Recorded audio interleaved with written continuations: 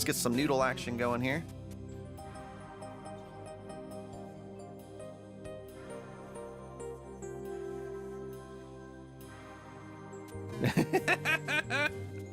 Oh man, I'm so glad to be playing this game again.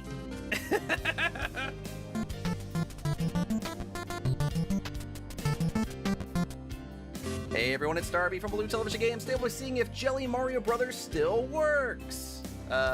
Mario, what happened, dude? Why? Okay, now this is funny, but this is not supposed to happen. You're not supposed to get teeny tiny. You're not supposed to go into a little tiny ball. What is wrong here? How can we fix it? Does it still work? Let's find out right now. Alright, so many months now I've been getting comments like this on my Jelly Mario videos. Here's old Mooksy or Moxie, however you say it. Mario just curls up into a ball. How do I play? And we have this comment from Kimberly Love. When I would play this, I would use spacebar. Mario would just squeeze together and turn into a ball. Also uncontrollable. And on the title screen, Mario would just fall through the floor and die. That's Kimberly's voice, believe it or not. And even 5 months ago, we had Minecraft Boss 8686 with 3 A's. I don't like how every time I try to play this, Mario collides with nothing and turns into a ball. So what is going on here? How do we fix it? Let's go back to good old jellymar.io. That's how you get to this game. And let's try one more time. Hey, everything's working totally. Nope. There we go. Teeny tiny Mario in a ball. What is going on? What is wrong? Well, basically what's going on here is this game does not work in certain browsers. This is Microsoft Edge, which I know nothing about. It took me a while to find a browser that would do this. This is quite funny, but also unplayable. Okay, so now we're going to pull up Google Chrome, go to jellymar.io. All right, so here's the game in Google Chrome, which back when I made my Jelly Mario videos, I tried, but as you can see here, Mario is just super duper slow. This is unplayable. More playable than Microsoft Edge, but I mean, this is ridiculous. Still funny. Mario looks hilarious. But yeah, it just doesn't work. All right, so my suspicion is that most browsers just aren't gonna work very well. But if we go to jellymar.io in a little browser called Firefox, boom, Jelly Mario Bros. And look, it works! Firefox is the magic answer. Okay, for a second there I thought it wasn't working, but that was just me controlling Mario badly. All right, sweet! We get to play Jelly Mario. So if the game doesn't work, you can try it in multiple browsers, but if you want to play this game right away, the best way to do it is to use Firefox. And since we're here, I haven't played this game in a long time. I get requests to do more videos on this all the time, but there's, as far as I know, there's no new content. So we are just gonna fly through here and play again, see how far we can get, and maybe beat the game again as far as we can. And, you know, maybe he's added more levels.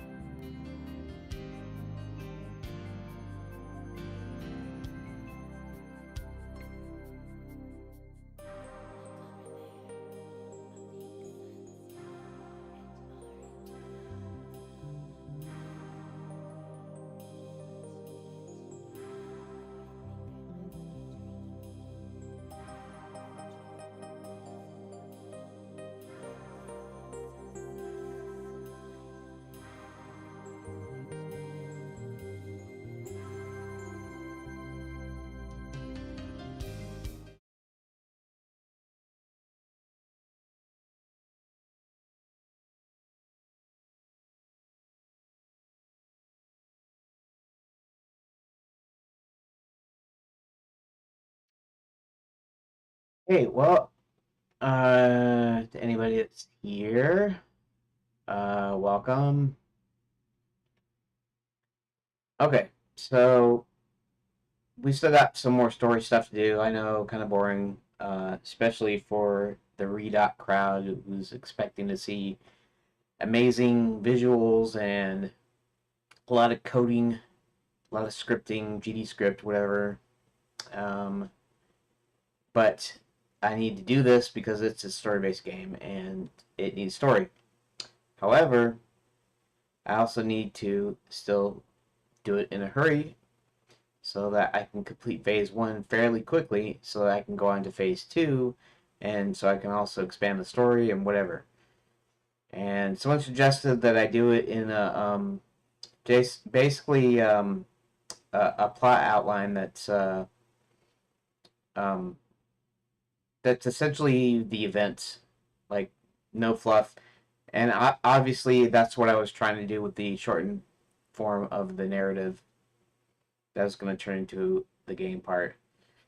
And so, yeah.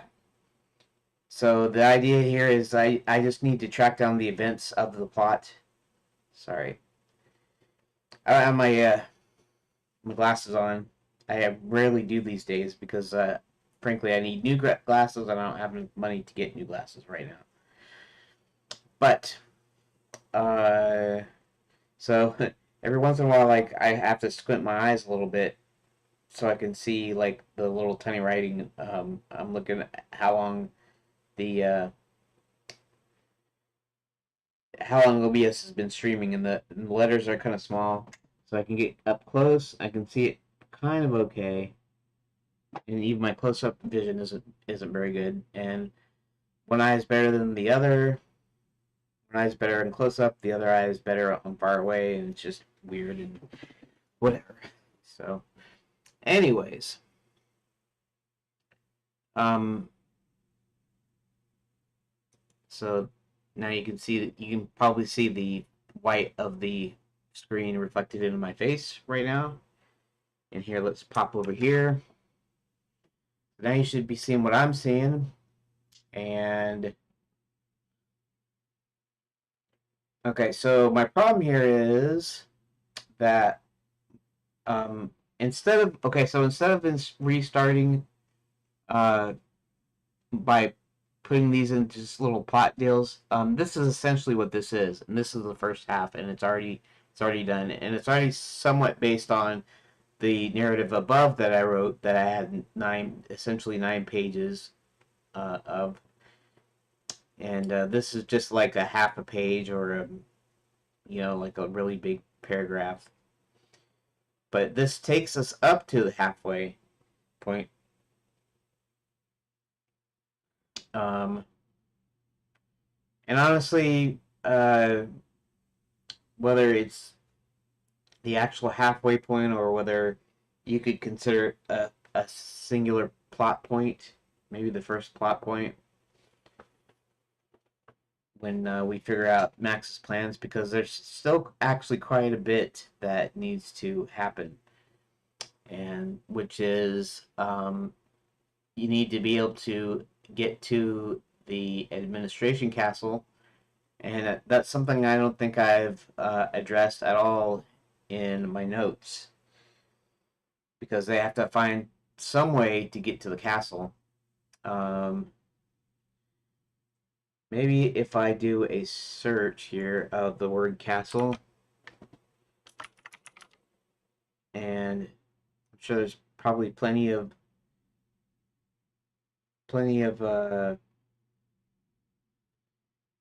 see, it doesn't normally when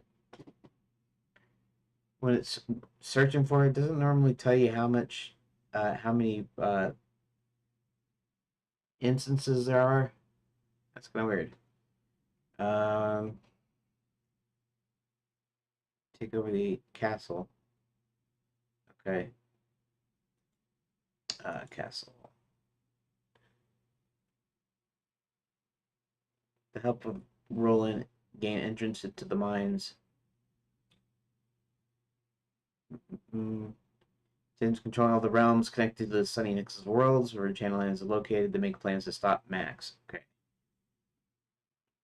Using the help of Roland, the oversized dwarf, to gain entrance into the mine is Kai himself. So, that's kind of the major second plot point. Overcomes the gnomes and creates an army and infiltrates Shadowlands administration castle and retakes it. Okay, elected. Okay, I got it.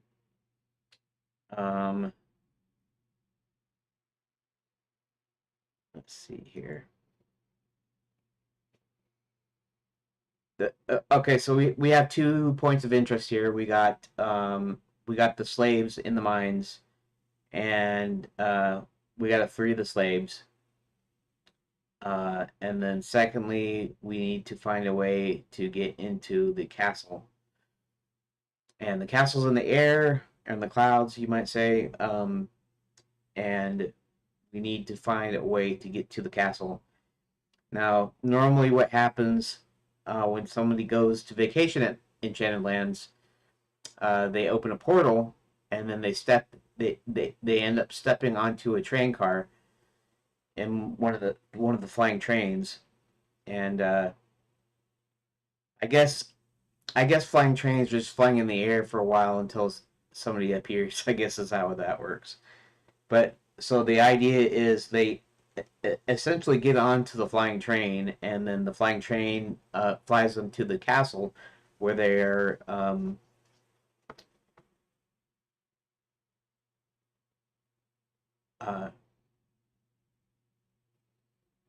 where they buy their tickets, hotel tickets, resort tickets to go to the school.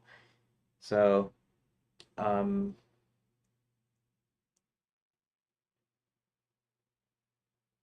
way the Disney parks used to work is they actually had a ticket system, like class. You know, the most expensive were kind of like the best attractions or rides, and then the least expensive were stuff that they basically gave for free or for very low cost that you could see. So and it was lettered A to E, and so I might do something like that in here, and that's not really that important. But the idea is they get their hotel, they get where they want to go, what kind of things they want to do. For instance, do you want to be a princess? Do you want to become a knight? That sort of thing. And that all happens at the castle, where they bring them in on these trains. And so that's usually the way they get to the castle. Now, since it's in the clouds, you have to get there either physically by flying there, and even that uses magic, but that's not really relevant. What's relevant here is basically the only ways you can get is you can teleport there through some sort of magic, or through either through a spell or through a some sort of magical teleporter that uses Quicksilver or whatever, and you can do that to get back to the castle. And the one thing that I haven't put in there is, or the one thing I didn't think about is about getting to and from the castle. So presumably there's a place that you go to get back to the castle. One of them would be riding the train again. In this case, you'd actually go to a train station in the Enchanted Lands, and then it would take you back to the castle. And then, like I said, you can do it magically, and so presumably all of the flying trains are not in use, or at least they were in use with John. So there apparently are still in use somehow. Let me think. There's always kind of this logistics that you kind of don't think about. For instance, if the if they don't want anybody going into the castle, they would shut down the flying trains. But John gets into the thing by the flying trains, so you have to think of something else. Maybe the flying trains are still running, but now they're only running at a lower frequency, lower capacity, because there's just not that many people wanting to come into the lands. So, not really sure how I want to do that.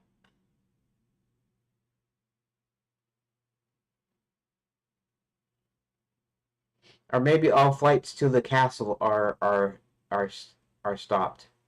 In other words, they can't actually go to the flying trains can still run, but they cannot go to the castle. Maybe that's the deal. That's not a bad idea. Okay, so we still need to find a way of getting our guys to the castle. And okay, we're going to presume that the flying trains, most of the flying trains are being used to transport materials and equipment to one of the castle's many terraces in order to facilitate building the machine. Okay. Okay.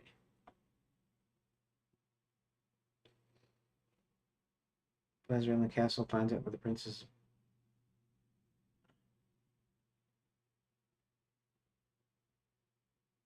See, I don't know if this is. I guess this might be the original version. The original version is that the princess is being held in the castle. That might make more sense than the, well, it would, but they have to figure out how to. They still have to figure out how to get up there and to rescue her. And I already kind of come up with a thing for rescuing her. So, um,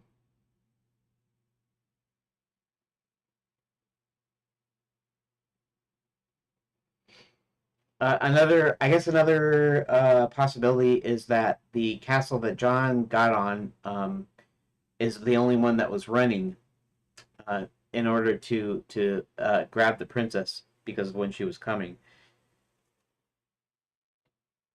That might work maybe. Um, Not sure. Hmm. Sorry, tired, I guess. Okay. So let me go down and see if I have any notes about the castle. I wish I would have thought about this more. I mean, I've had this idea since 2005. You would have thought that I would have did a little bit more fleshing out. Hubert, while John goes into the mines, Hubert finds a way into the castle. He gets his magic back. Huh, that's another interesting thing. John goes in the mines, Hubert gets to the castle. Hmm.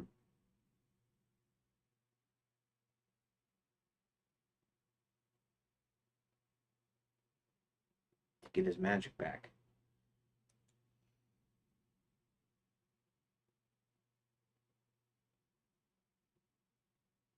After Hubert has his magic back, he devises a plan to storm the castle.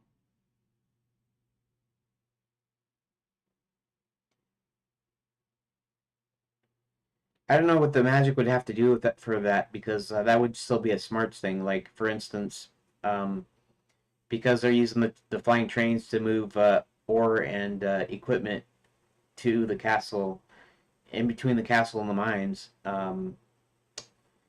then they could commandeer a train and pretend to be.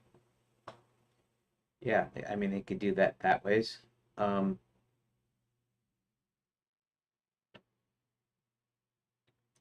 Okay, let's see something here.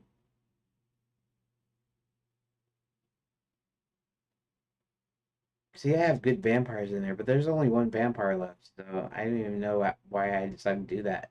The vampire thing was even all the way back when, so I guess not all of these ideas are fully formed. Okay.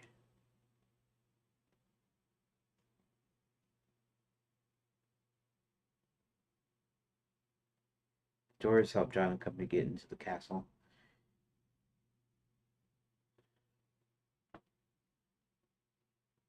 Um, I don't even know how that works either. Hubert managed to get some of Riding Hood's personal things. I really don't understand. I don't remember what that was about. So, too long ago. Princess is rescued as the first batch of zombified warriors are complete. Okay, this is actually current, isn't it? I don't know. Max takes them to the site of the portal, which is in the clouds next to the administration castle. The princess managed to fix her teeth. Okay. It brings her to the basement of the Grand Chandelier. Max commences construction on a huge machine on a large terrace of the administration castle. Okay. That's more in line with my current thinking.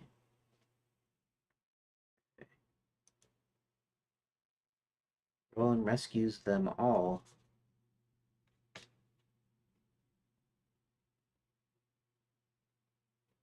She is complete testing commenced by princess is rescued.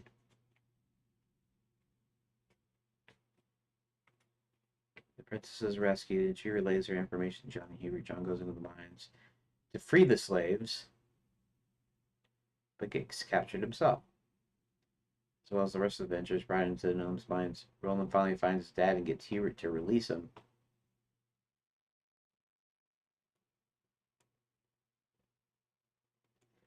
Roland rescues them all. Heroes storm the castle. Max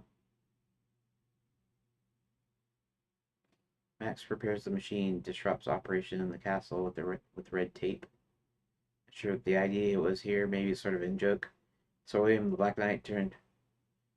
Yeah, the Black Knight was really turned out to be a princess in my earlier version, which is not. I don't think is going to be in this version now. Turn princess to bring their armies to fight Max. Max starts the machine. John scales it to catch up to him. Huh. I don't know if this is part of my newest rewrite or what. Main plot, Max.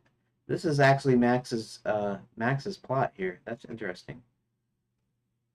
Um, hmm.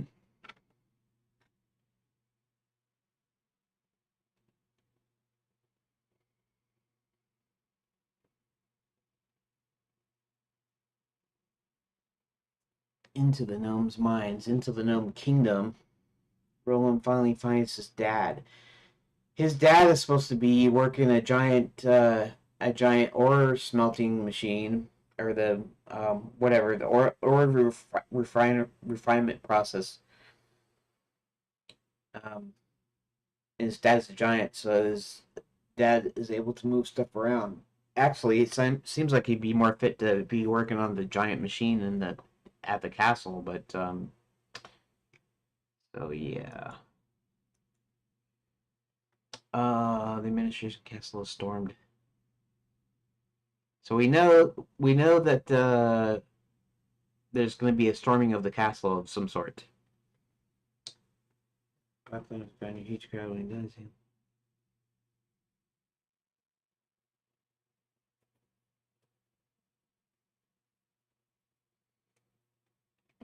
Hmm.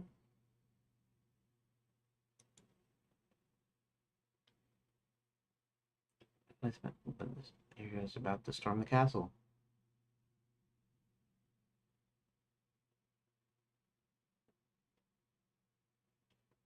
Okay.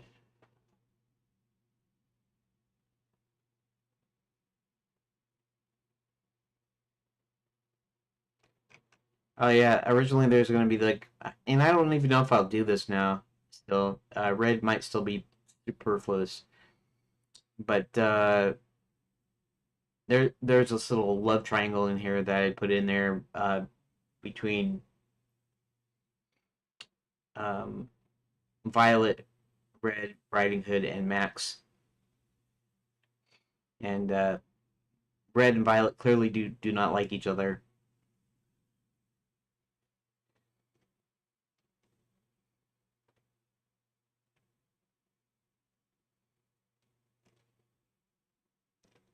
Yeah, and so there's this point where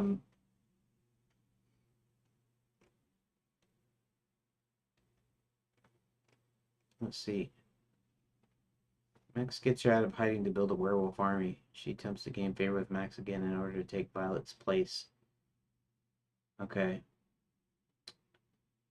So really the love triangle isn't exactly love triangle exactly. It's that Red Riding Hood wants to be number one, and so she does what she does best, which is seduce, right?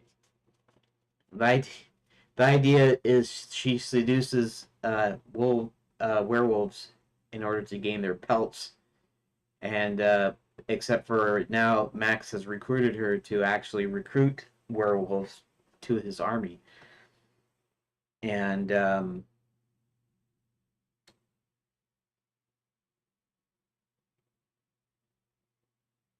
okay, so main plot. Okay, so Red is pulled out of hiding, and Max wants to use her considerable skills to build an army of werewolves. Red successfully presses almost all the werewolves into service except one. Red finally gets that one werewolf Kurt into the army. I don't know why she manages to get him in there, especially since he's a coward. He wouldn't be any use in the army anyways. Kurt convinces half the werewolves to stick with him and fight against Red, commenting on their past history with her. Because previously she would, um, so even that's a little too dark and gruesome maybe for this game, but I might do it anyways. Kind of depends. Red finds out and the two packs fight against each other, but this time Kurt is no longer in the crowd. He goes after Red. Red is quickly dispatched. This doesn't sound like, well, it's still Red's story, and Red's a villain, and she does not win, so I guess that's still okay, but it seems more like Kurt's actual story. Red tries to seduce Max. She recruits most of the woods. Max seems pleased. She tries to seduce Max again, is almost successful. Violet, sensing Red almost has Max back, decides to try one more thing and sends Red out after Kurt. Kurt catches up to Red and is never heard from again. So we don't really say what happened, but by this point, maybe he's gained a little bit of his courage there. Um, and so that's about the time that the heroes are about to storm the castle. So yeah.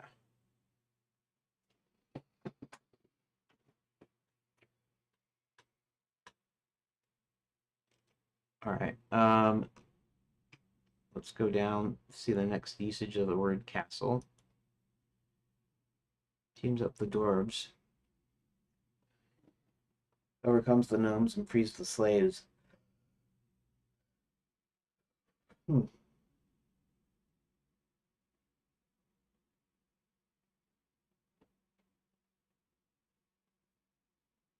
They form an army to fight against the evil ones already accrued forces. The main adventurers with the dwarves use secret magical transporter.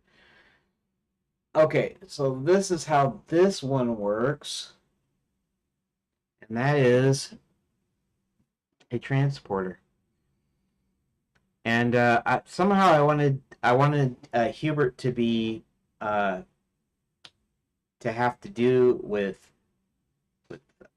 this because it does have to do with the magic.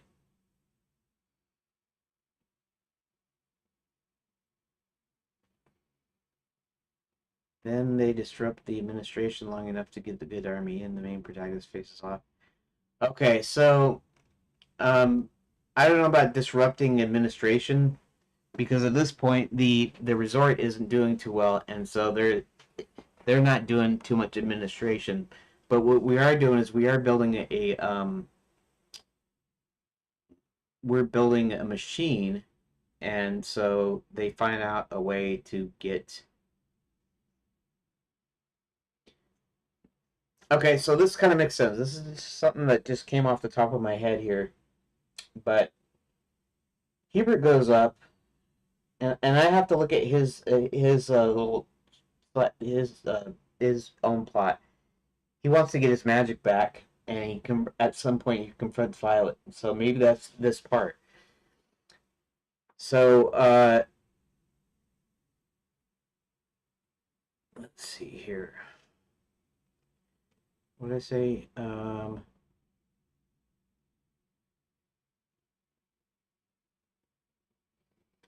We're gonna say Hubert is the one that finds the magical transporter or knows where to do it or how to use it.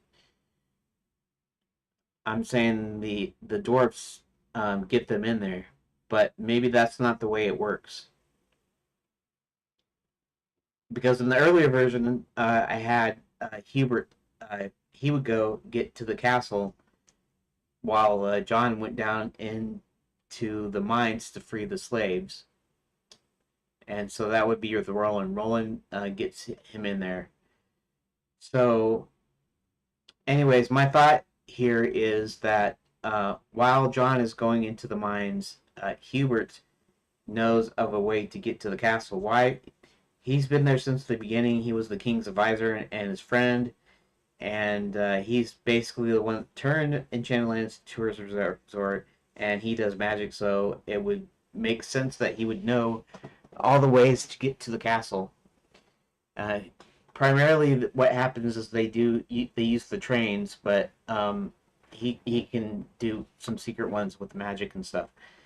So he's got the magic. He's only got half of his magic, but luckily the transporter sounds like something from Star Trek, right? But luckily the transporter's magic is based off of Quicksilver, not off of someone's spell. So that means that he can just use it without trying to use his own magic. Okay, so my thought is he goes up there, and they need to storm the castle, and the only way they can do that, uh, the transport area, the area of influence is small, which means that uh, it can only affect one or maybe a few people at a time. Only a few people could actually go up to the castle through this transporter thing that's made of Quicksilver. And so my thought is he goes up there to face Violet and to kind of distract Max a little bit while and while he's there he goes in to somehow redirect one of the work trains to actually go to pick them up. So they'd have to have a point to rendezvous. I mean, part of their plans. Okay, so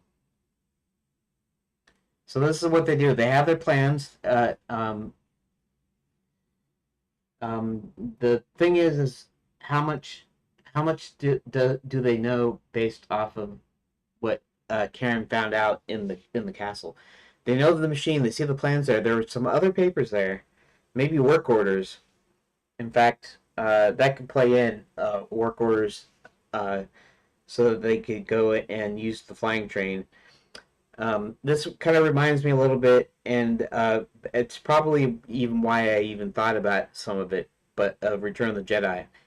So Return of the Jedi, Han, Luke, Leia, and Chewie get on this shuttle they had stolen, and a code to get through the shield on Endor.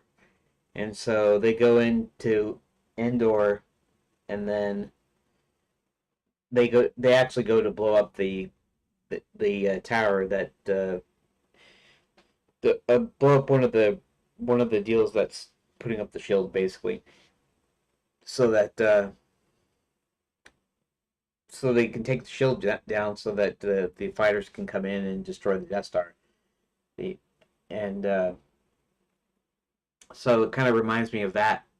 So basically, by the same way is they find a way of capturing one of the flying trains that's the moving the ore, so they can move all their people up there. But before that,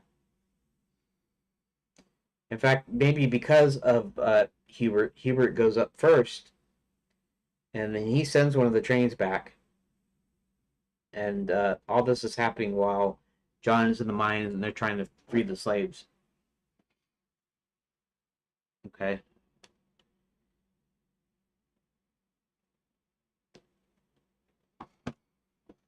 All right. So I'm just kind of forming in my head the kind of events that are going to happen.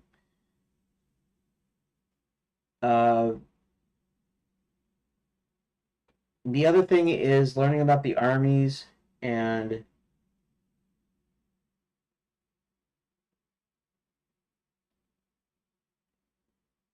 so maybe what happens is they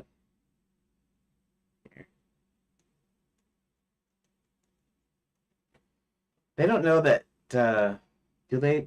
Well, I guess they do. I guess by the time they go into the mines, they find out that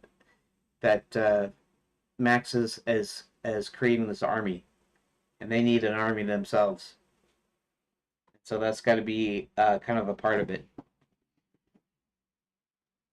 They need to commandeer the flying trains in order to get their people up there. Okay. So Hubert's going to be the one that uses the magical transporter. Um, and then one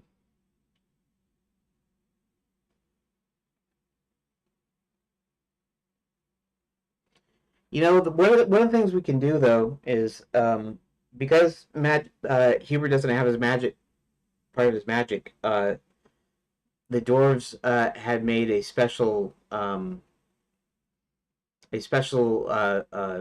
plate to stand on that would focus the magic, and so the idea is they don't know if it'll work, but hoping that the plate would help augment Hubert's magic enough to where he's able to get there to the castle unharmed. Not part way, not because it might get him part way up there, and he might fall, from the sky, and that's it. That's the end there. So, so yeah, okay. So I'm thinking of the events. So I'll have to think of the events, and maybe I'll have to start writing them, and then I can write the second half of the story in event, essentially event by event, and then I can take the first half that I wrote, the shortened version, and just basically I break out the sentences. I don't even have to really change anything, but large castle, Sir William the Unicorn.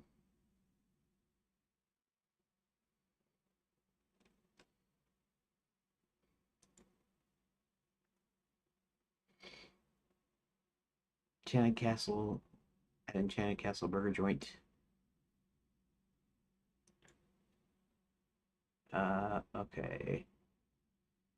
John finds his way to the Quicksilver Mine's precious metal magical powers by getting help from Roland, the oversized dwarf. Once inside, he tries to free the slaves, only to be caught himself. With the help of Roland and the dwarves, they overcome the gnomes and free the slaves. They then proceed to form an army. They find a way into the administration castle. Then he lets the army into the grounds. Okay, so this is basically telling everything that we kind of need, right? without getting into too many details. So John and Roland find their way into the mines. Well, basically because a little bit of spoiler here, because Roland is a dwarf and he was banished. He basically knows the dwarf mines, and he knows of a secret entrance that gains him access into the gnome kingdom. And so when he's in the gnome kingdom, he notices that that there's people working as slaves for Max mining this ore. And then of course he gets caught. But now that we have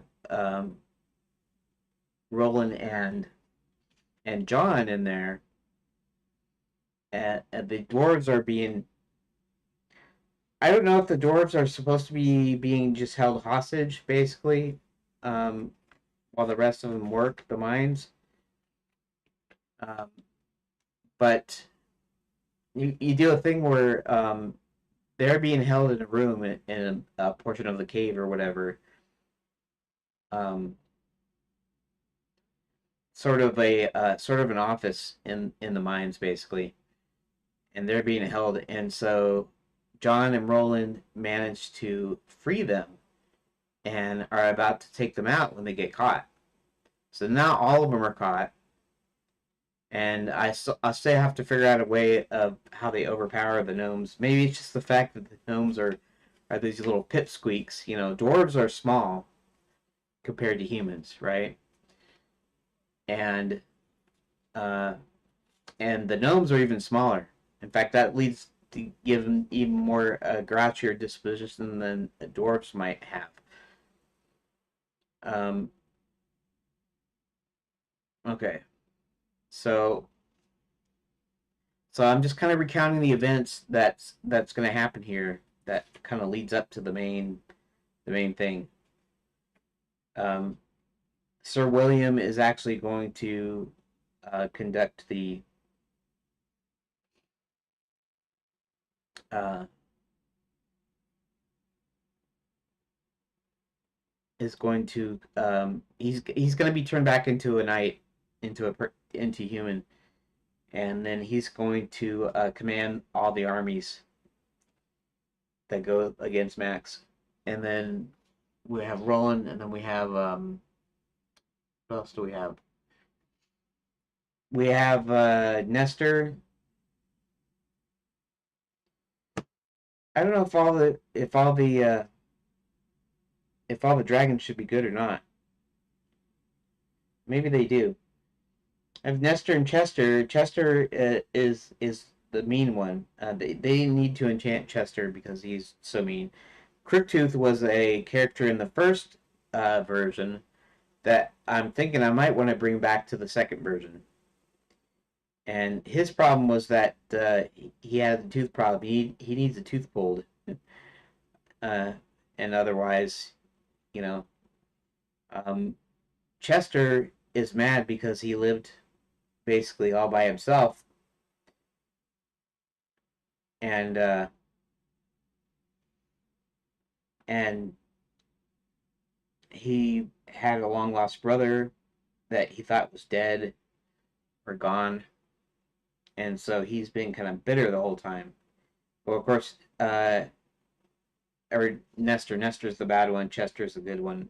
And then when Chester finds him, he finds out that's his brother. His demeanor kind of changes. So actually, the dragons all end up turning out to be good guys. Now, Chester manages to escape any enchantments, and I guess both Croogtooth and Nestor both are not under spell.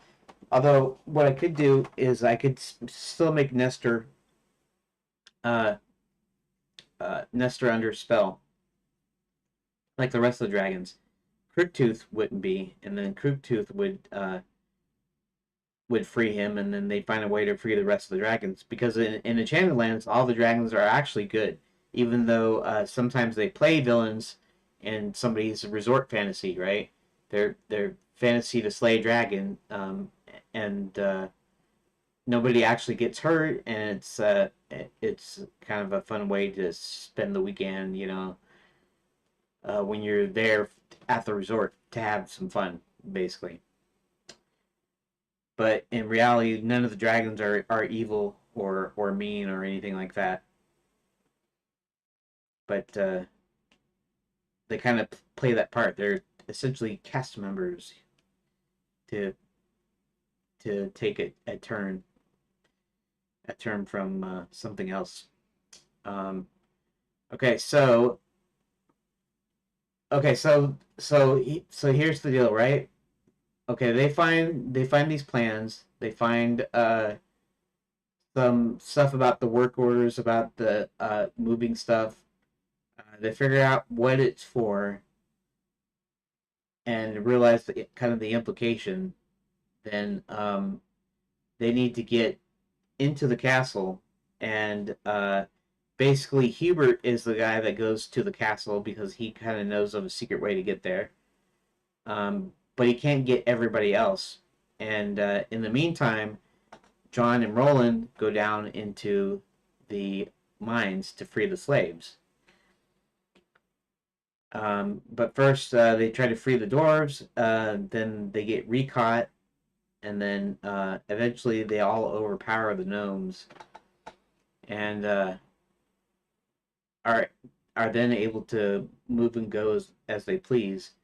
But in order to get this army that they amass, they actually, why do we even have this on? Okay.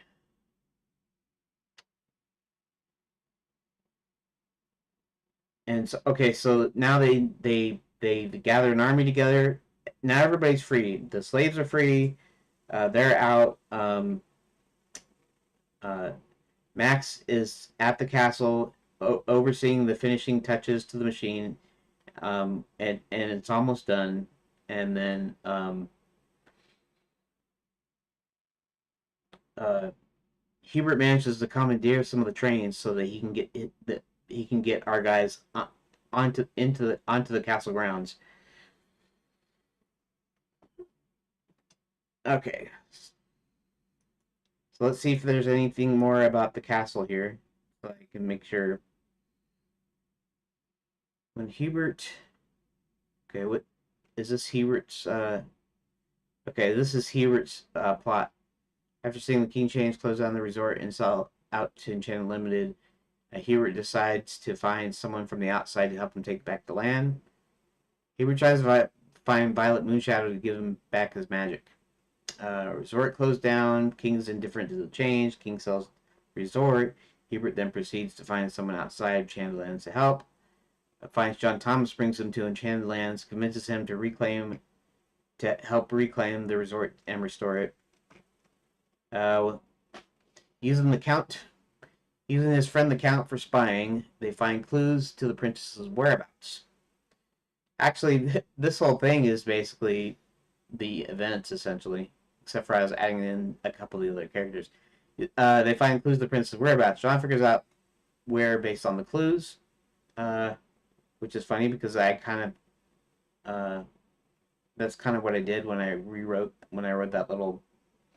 that short narrative version. Hubert helps John get into the Grand Enchanted Landing with his halfway. We know all that. That's fine. Hubert learns, and actually, it's the princess that actually gives him the information. When Hubert learns of the plans, he gets Roland to help John into the mines. Hubert finds a way into Wizard Use Library to get plans to the Administration Castle. Okay, so in the early times, now I didn't know about this time because this time it was supposed to be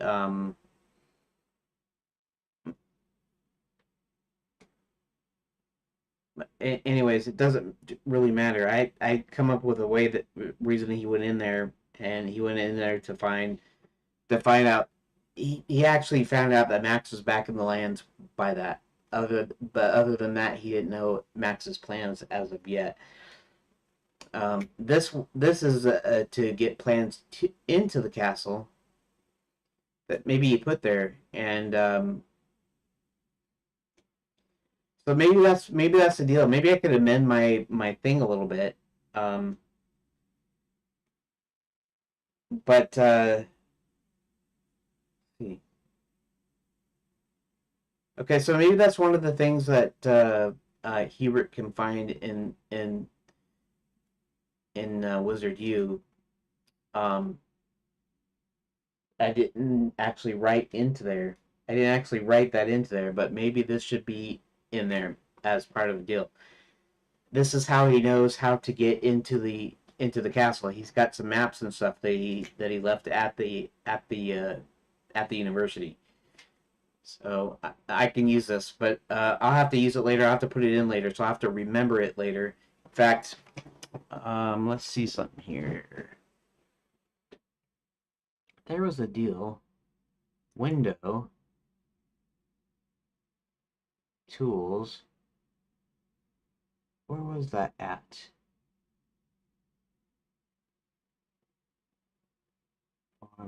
File. Wizards. Templates. Come on, where is it at? Maybe I just opened a new instance here. I thought there was a deal where I could actually clone I could clone the window, so that way I could go to two different places in the same text. Insert, format, styles, table, form, tools. I knew it was here. Oh, there I am, yawning again. Yawn, yawn, yawn. Dang.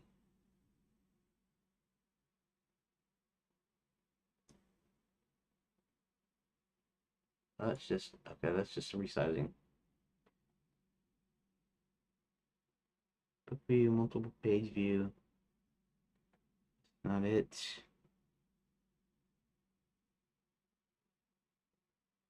I thought there was a way to essentially clone a window or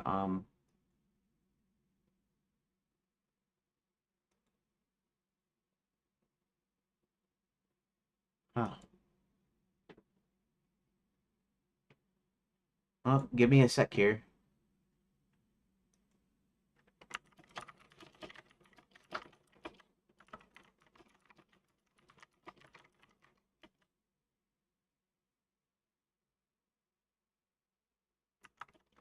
And LibreOffice. So I can hit it. So I can view two positions in the same document.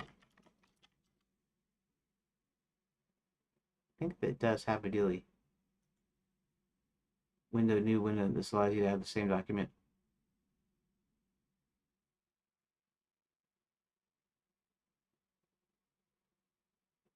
Can I split the editing window and LibreOffice for Writer? Oh, so new window does that. Window, new window.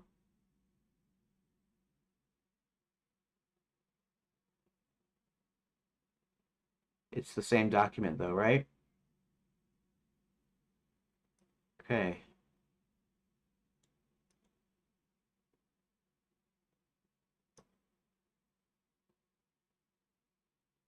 Okay, that way. And where? Okay, that would be this one.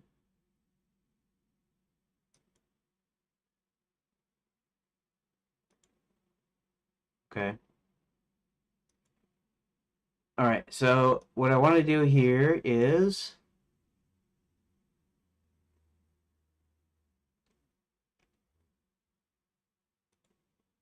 put another note here. I guess this time I'll just use the 3 dots as a thing here for notes in this part here. It doesn't really matter.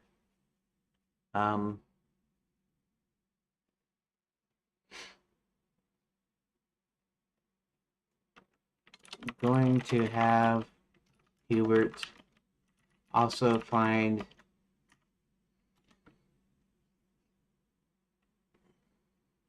some maps.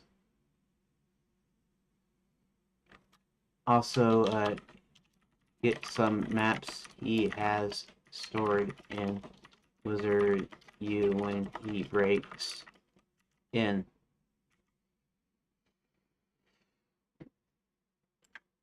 Okay, I wanted, what the heck? I'm doing that. Okay, I just wanted to have this down here so I'd remember it, so that when I go to add the other parts, when I do the full plot outline, plot bullet point thing, I can actually have that in there too. Okay. And that's really kind of all I wanted to do.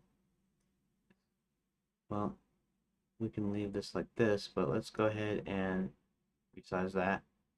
That's okay. Okay. Hubert then gets in the castle where Max is with Violet in tow and proceeds to cast a spell that restores his magic back to him. Okay. Hubert finds Violet shacked up with Max. He investigates Max to find his old friend turned into enemies, really maximizing the spell.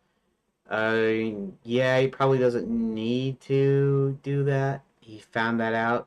Okay, already. That's alright. Finds out Violet is running Fairy God College. He found that already. Helps free the... Okay, now this is the one thing that our heroes are going to do before they storm the castle. They're going to actually free... They're going to...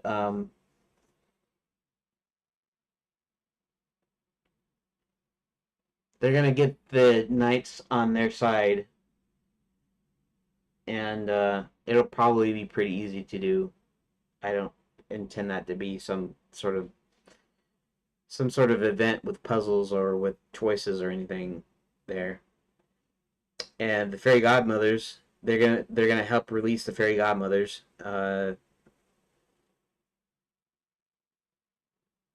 Okay, helps free. Okay, Violet. Okay, we already know that Violet is training witches for the invasion. Instead of a duel, not duel as in two, duel as in... Instead of a duel, finds a spell to restore magic, but in order for it to work, all participants in the magic sharing must be gathered in the same room.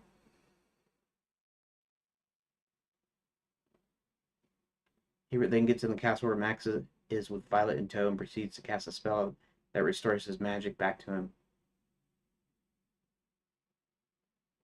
And that's part of the subplot.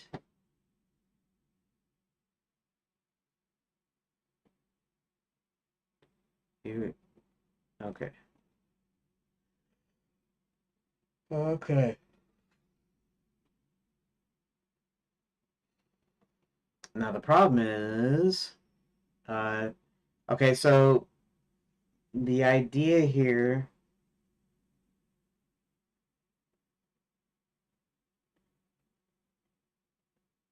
is that the spell reunites, and so I'm just gonna go ahead. It's a logic thing that I'm making up myself. It's a rule for the world is that, and it's only for this one thing, which is that the fact that he has only half of his magic does not affect the spell, since the spell is about sharing magic or returning magic that was returning magic to someone, and it sort of works on its own. And so I don't think I need like an explanation or anything for this, for the way this works.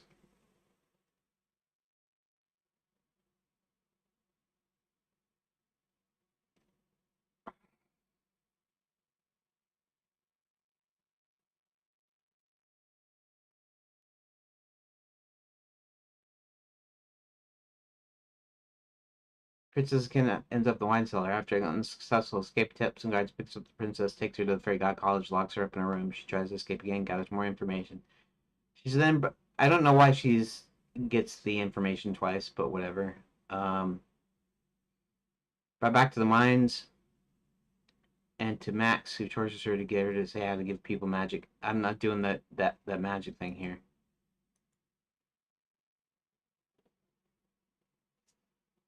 Hubert, rescue her, but not before she gets the guards to talk.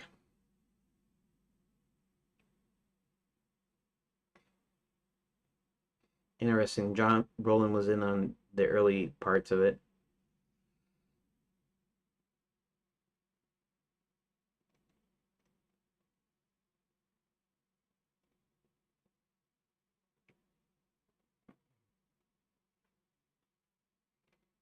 Okay.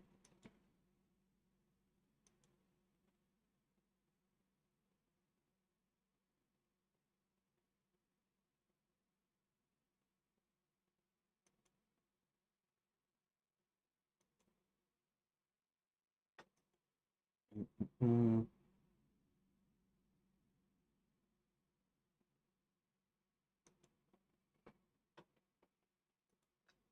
Okay.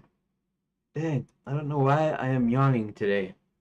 Not like I'm having any less sleep than I've had any other night. Jeez.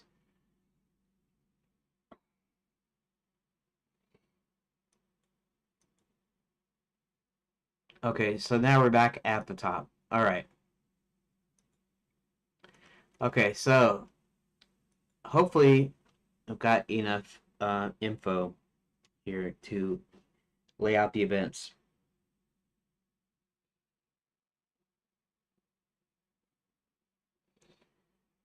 Okay.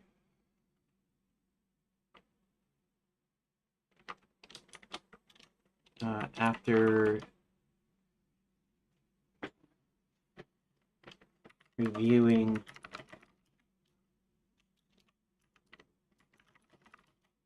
the what time is it? 12. After reviewing the papers,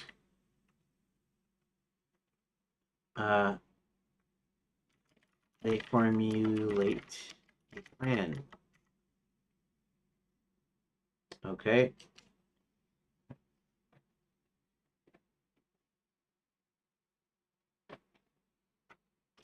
Hubert. Okay, so another thing is how do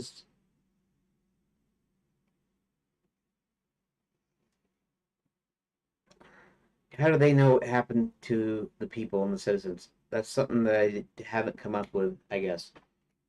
There's not a logic here.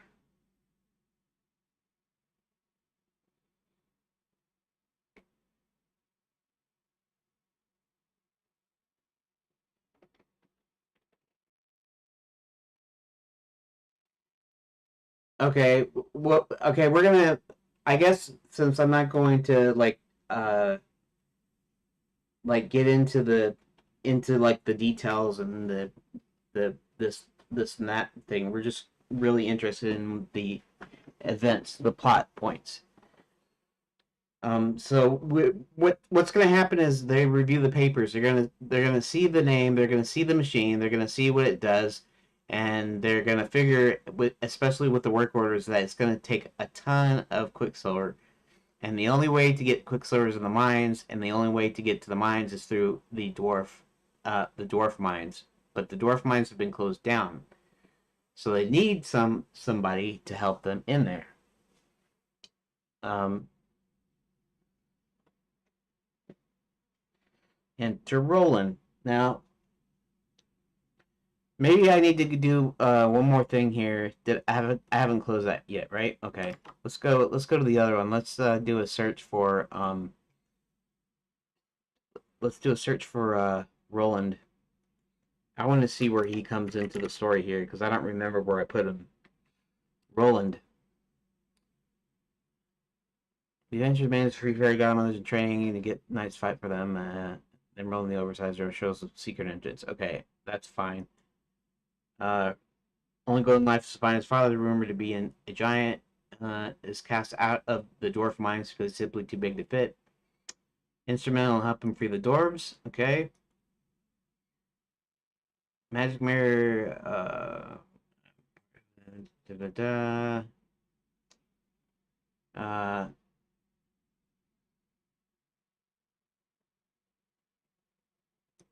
okay. Easing the help of Roland gain entrance in the mines. Find his father in order to get answers to what happened, whether his father's really a giant, why he left. Subplot wants to be accepted by the dwarves and to help fight against Max. Kicked out of the mine, so he goes searching for his father, which is rumored to be a giant.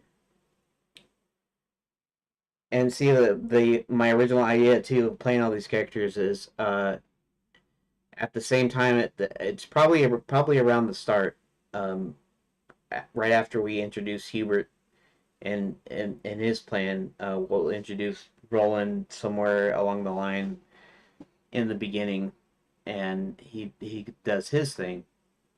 Travels to Giant Land, where he talks to giants about the whereabouts of a giant who might have had a child with dwarf. Turns out his father's indeed a giant, but he's disappeared. Okay. Searching for Giant Land, he finds a hint that his dad may be somehow underground, so he decides to find a way back into the mines.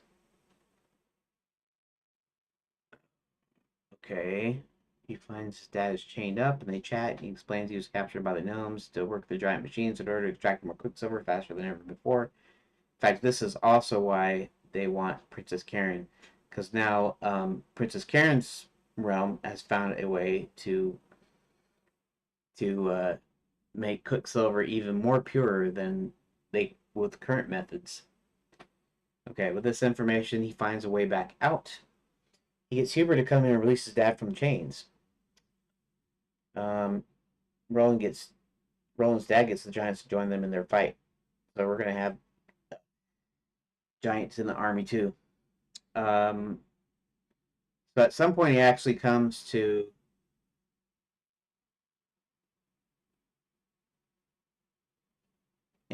what I think here, and this is kind of interesting too, because in the final game when you play it, assuming that you're going to be playing Roland at some point, you're going to find out this information, and I'm guessing Roland's dad is actually in the mines as well.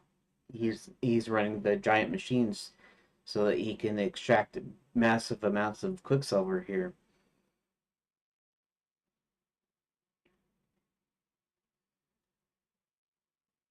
Oh, Roland's dad gets okay. He learns the dwarves are kidnapped and held hostage. See, that's another thing that they didn't know, at least according to one of my earlier deals. He learns the dwarves are kidnapped and held hostage in the Gnome Kingdom. So we can rescue the dwarves. The gang is caught, but Doors realizing how selfless he was, take Roland back. Okay. Figures the gnome mines are two structures sound, using strength, knocking out structural supports. The whole mine start to collapse to the ground. Hubert managed to get some murder items or personal things. Yeah, I still don't know what that was about. Okay, so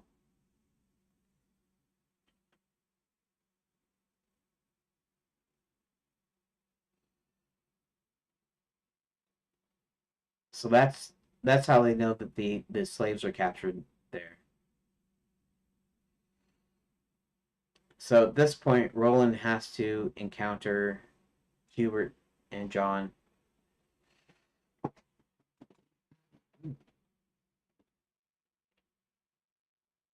Okay. Let's go down.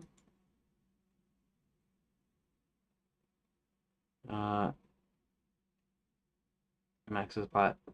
Realizing Hubert might be a problem, he gets Violet to sell half of his magic. Max starts the mines back up again, forces tourists to work them. Dwarves try to stand up to him, but get the gnomes hold him hostage. Barty, king of the gnomes, even gets Roland's dad, a giant, to work the great ore processing machine. Okay, so there's a giant machine. It's not the machine. It's not the Omnigate, but it is an ore processing machine. Okay, Hubert finds someone from our realm, the Upside Lands.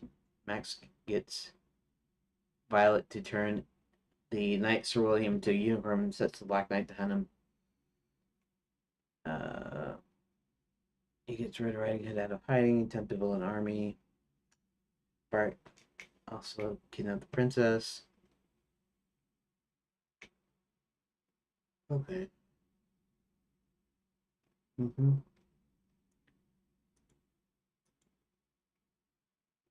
go down.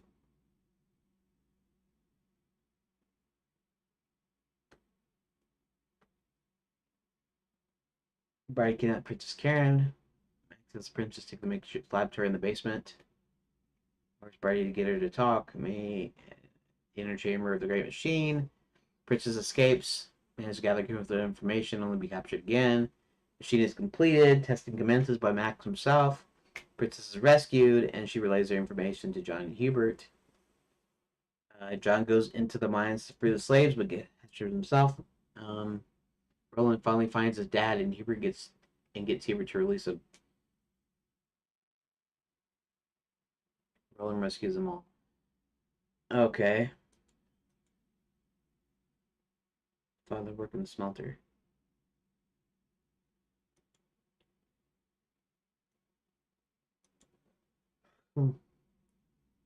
Again, apologies. Maybe I should take a break here. Oh, finds a way. Hold on, can you go down?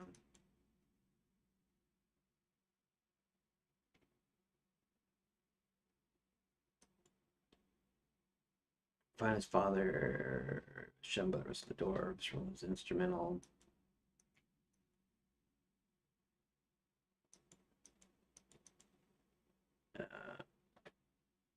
All right, so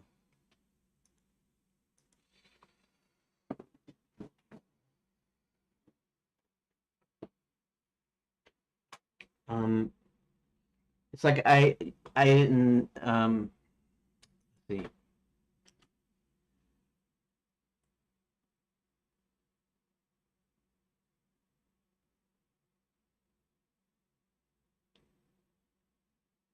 They find a way of freeing Roland's dad afterwards, I think, because they're gonna get caught. And okay,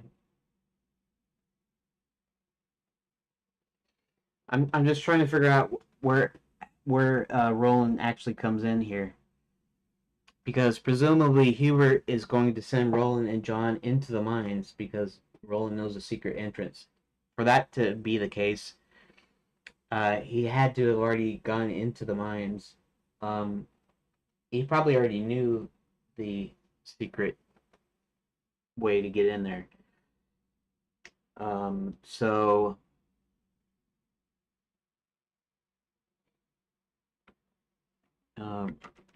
Roland has to somehow his father in the mines before Princess is rescued. I'll say it like that. Here it sends Roland and John into the mines, and I'm gonna just go ahead and break here. I gotta have a break. And here, let's just switch to this. Let's do this anyways. Okay, so all right. I know I didn't technically get stuff done, but in my head I got stuff done. Basically, solidifying in the story what events are going to play out, how they're going to play out, and after the break, I am going to put those points down, those events that happen in form, and then I'm going to finish the rest of it, the first half, by taking that first half that I wrote in the quote unquote narrative form, that paragraph above, and I'm going to add that to it. So now I have a complete plot outline, basically, of what's actually going to happen. So yeah, and I suspect I'm going to get that done today. So bear with me, and I will see you in about 15 minutes or so. And yeah, so I'll see you in a little bit.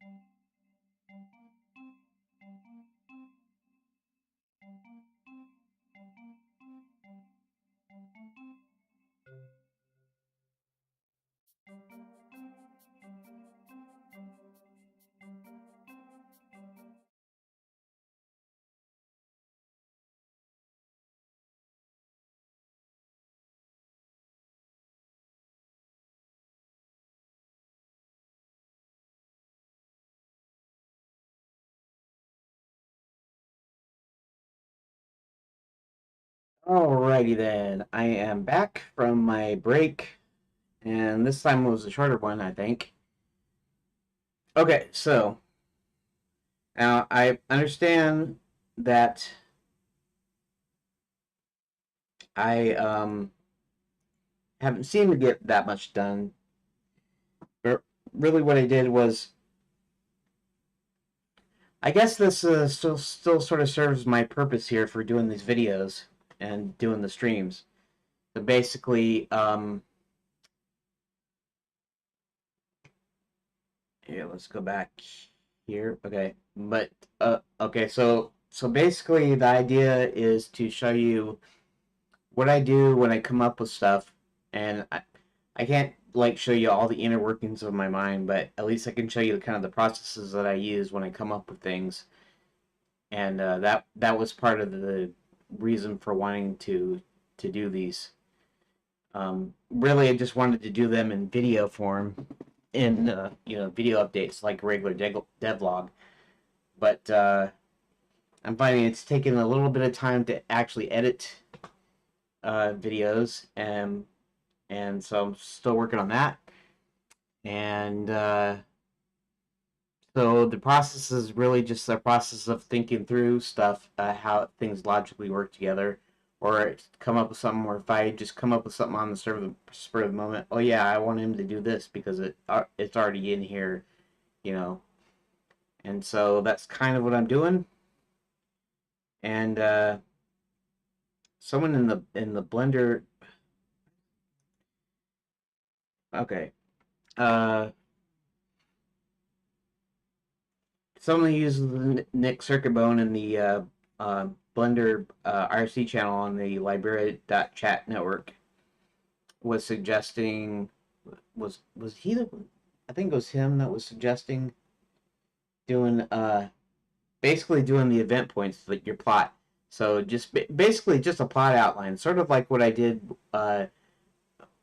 before with the other deals, but I didn't have any of the in between events. I had the kind of the overarching deal, and so I want to break this down so that I can make this into the game proper. Believe it or not, this is a new shirt, and even though you can't see it very well, it's kind of too small to me now after I washed the dang shirt. So kind of annoying, but I'm fat and I need to lose some weight, which is not really important right now. Okay, but that's why I'm always screwing around with my shirt. After reviewing the papers, they formulate a plan. Hebert sends Roland and John into the mines. Now, we're presumably going to find that they've already met Roland, the oversized dwarf, and Roland has been searching all of his life for his dad. His mom told him that he was a giant, and so Roland was kicked out of the mines for being too big. He's essentially an 8-year-old, but he's half wizard, half giant, which means he's about as tall as a man, full grown man. And so he's been searching for his dad all this time, and at one point he actually finds him, at least in one of the plot lines. And so at this point, since I'm starting this kind of at the midpoint, they already know about Roland. They know who he is and whatnot. Hebert sends Roland and John into the mines. Hubert then finds the secret magic teleporter. I should call it something else because Hubert's going to use his magic, but the dwarves had created a magic focuser, or a magic I'm going to say focuser or augmenter of some sort. Then finds the dwarves' secret truth be told, dwarves, you know, you have like you have leaf and leaves, and then you have um so you have V for F. It's supposed to be dwarfs with FS, not VES. So I tend to spell dwarves this way, even though it's incorrect. So, because that's how I think of it. That's how I pronounce it. I pronounce it dwarves. I don't pronounce it dwarfs like that. So, finds the dwarf's secret magic focusing disc, I guess. And it's a thing that helps Hubert uses the disc while casting a teleportation spell that gets him to the castle.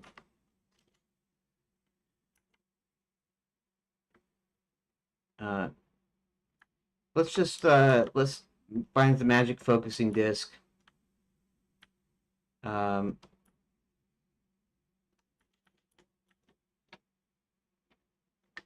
Uses magic to get to the castle in the clouds. Okay.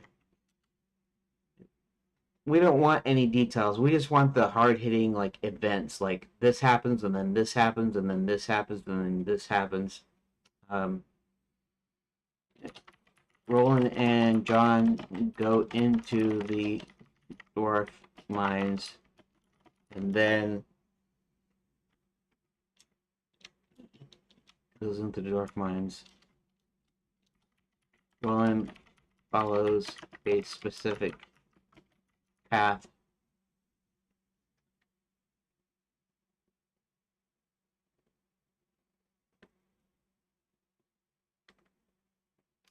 until he comes to a switch.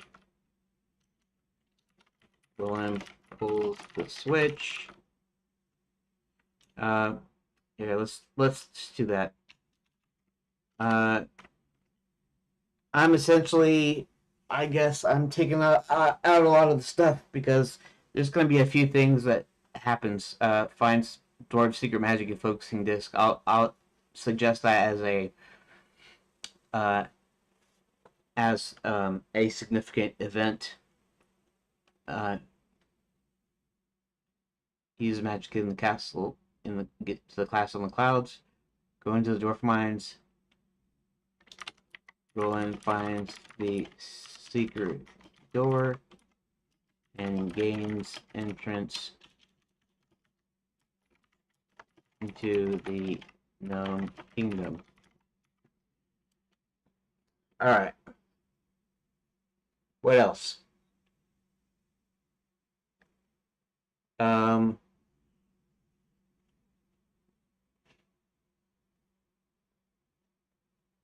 Find the secret door gains entrance to the known kingdom.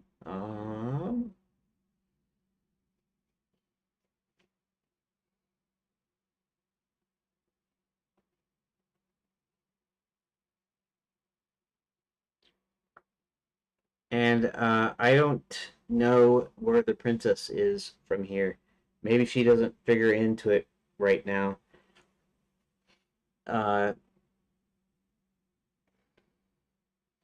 The princesses aren't trapped, so the princess schools are closed. The fairy godmothers are trapped. They have to get them out. And let's see.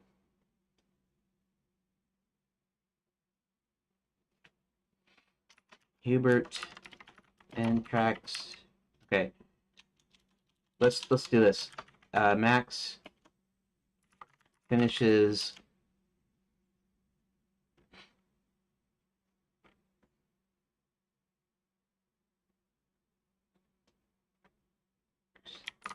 the Omni Gate and is ready to test it.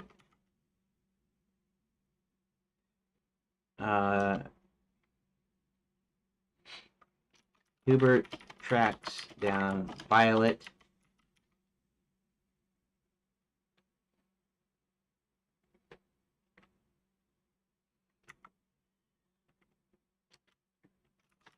Hubert then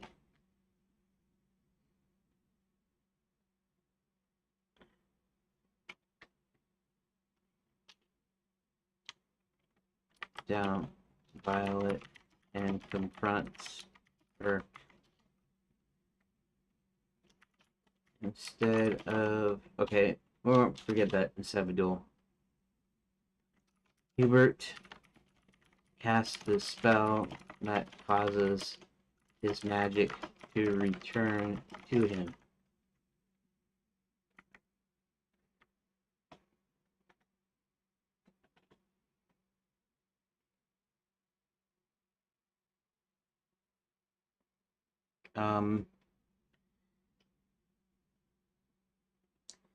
We won't know what happens to Violet. I'm not gonna worry about that because that's a little detail.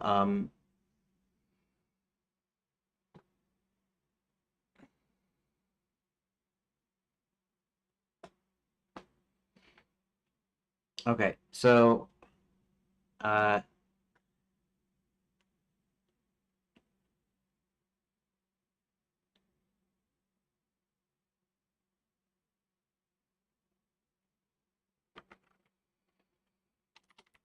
Roland and John locate the office, the mines,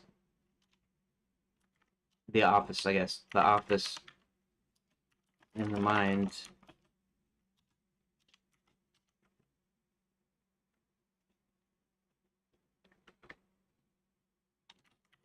Roland and John then spot the dwarves tied and gagged on the floor.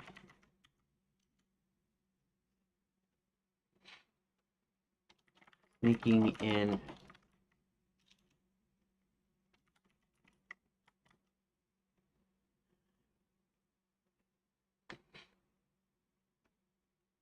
Roland easily snaps the bonds holding them.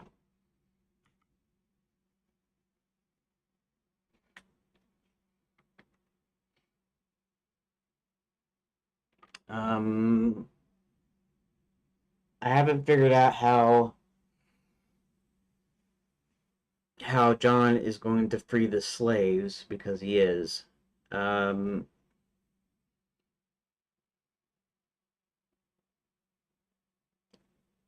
Okay. Oh, he doesn't free the slaves yet. This will be about the time they get caught.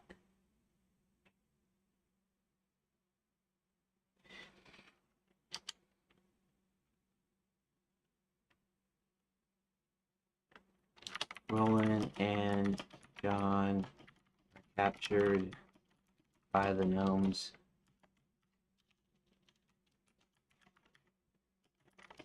Get sent and get put to work in the mines. Okay. Now they're all recaptured again. We're going to assume that, okay, captured by the gnomes. The gnomes promptly put John, Roland, and the rest of the dwarves to work. Okay.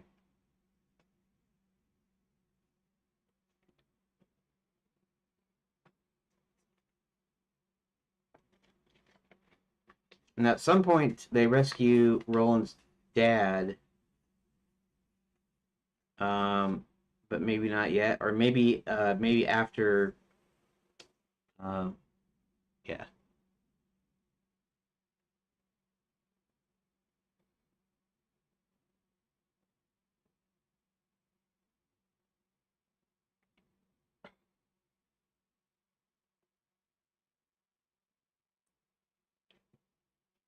Here, let's do something here.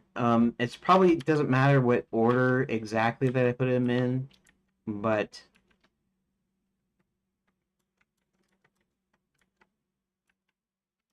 let's do this here.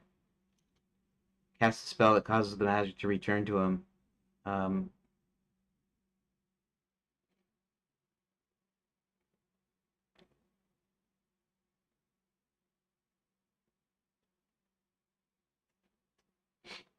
let's see. What does he do while there? Does he immediately go and commandeer one of the trains? Or, let's see.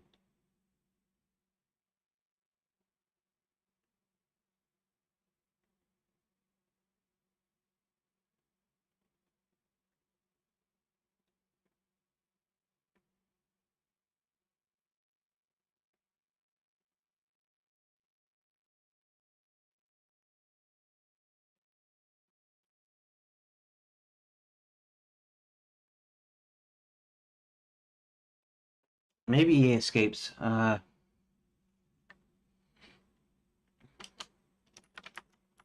Hubert. Uh,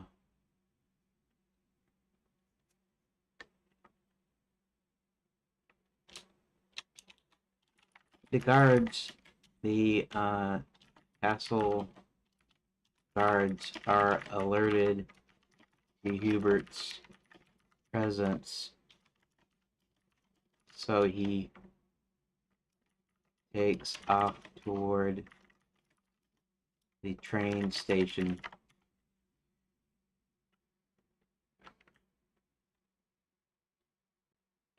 Yeah, let's shorten that a little bit. Guards alerted Hubert's presence.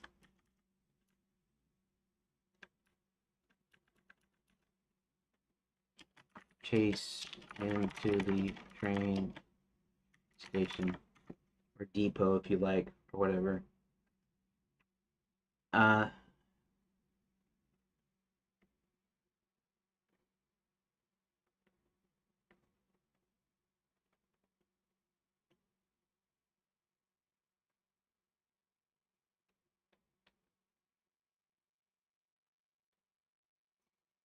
And honestly, you could do a thing where you don't show him reaching the train station. He's just getting chased, and then we cut back to the mines, and they're all ready to overpower the gnomes. They kind of get together and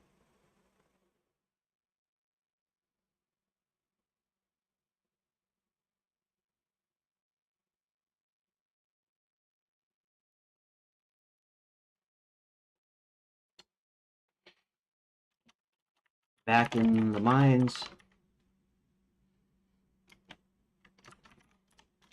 John signals Roland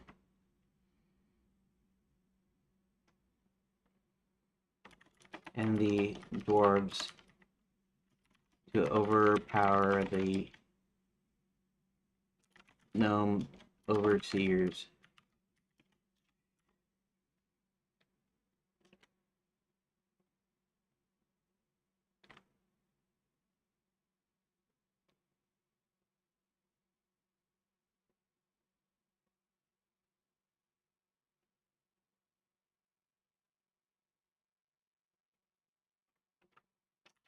Just then, see something here.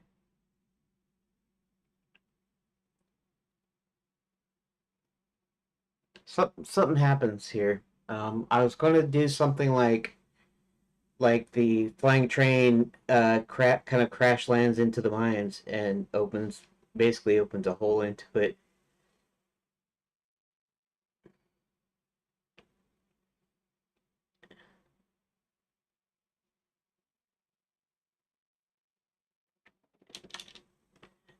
Just then an explosion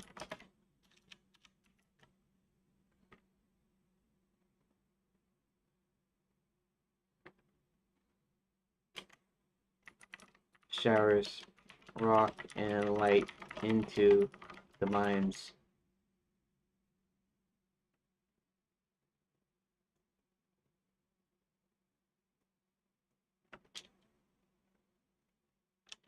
Um, how do we do that? I'm trying to do it without spending too much time writing it here. John signals the doors. We'll just say that. Overpower the guards.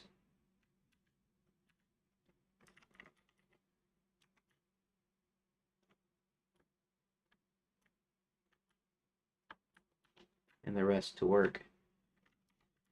I'm just trying to make it short and succinct. Each event, each thing, right? Overpower the guards. Let's see. So basically, an opening is gonna form in one of the mine walls, with a huge explosion. The light's gonna stream in, and they're gonna look and see that it's one of the flying trains that have managed to crash into the mines there. We're presuming into like a thin, a thin wall or something.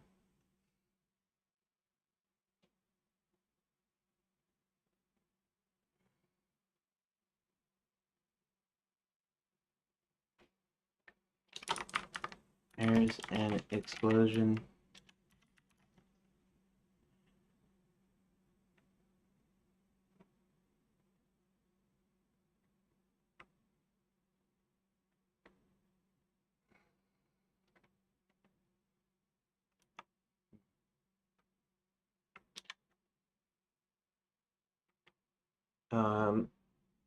There's an explosion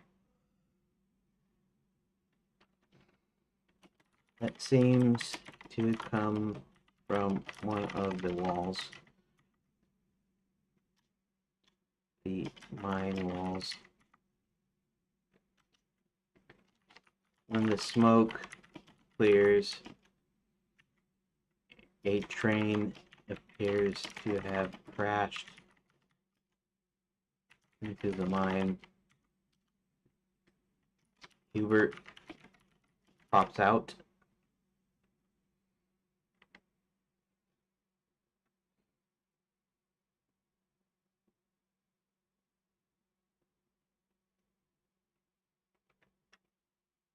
Hubert pops out.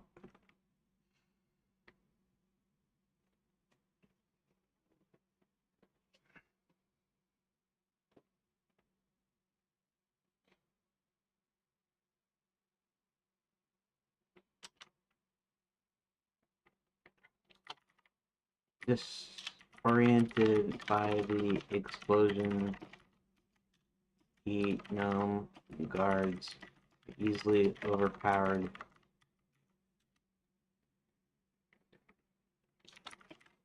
Slaves get released. The slaves get released and start to run out of the mines. Okay. Now, obviously, we haven't got to the end of the story just yet, because now we got to get ready to storm the castle.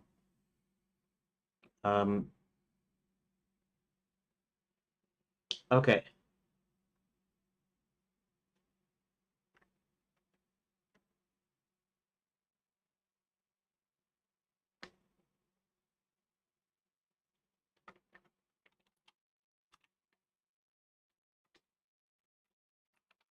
Hubert shouts for everyone to head back to the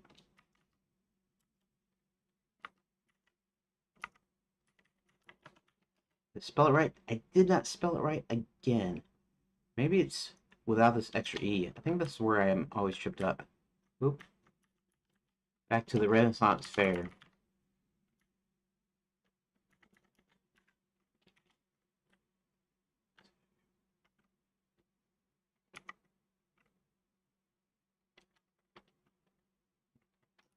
Hubert. And we're gonna put this couple other guys in here,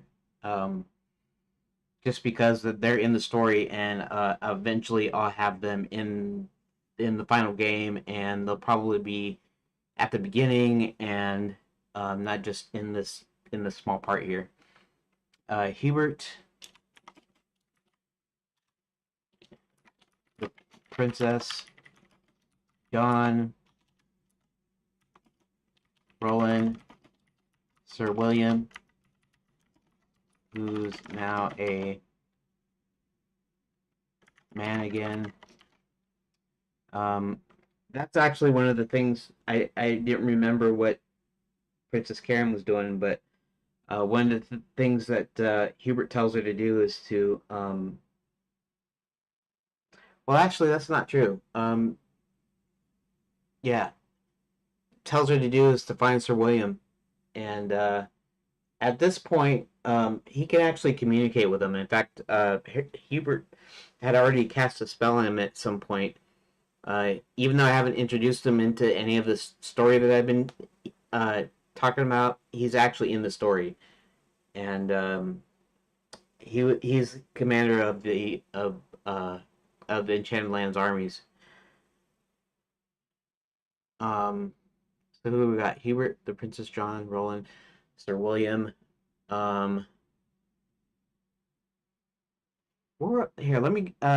Here, let me take a look at the other deal. Let me look at all the characters. The good guys: John, Hubert, Princess Karen, the Count. Okay, the Count's in there too. Count Kurt Wolf. Okay, the Cowardly Werewolf. Okay.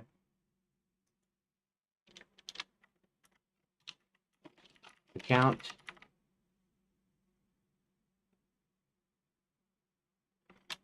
Okay, that the line is actually getting too long. I'm trying to keep this on one line just for visual purposes. The gang, including John, the princess, and Hubert, are sitting around a table in SFC. That is Scarborough Fried Chicken. Okay, the chicken shop. Okay, they're sitting around. The place is full of people, slaves,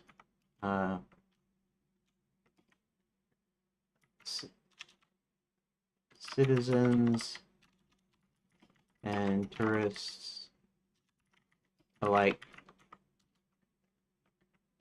And people spill out to the streets, where there are also giants and dragons and other creatures.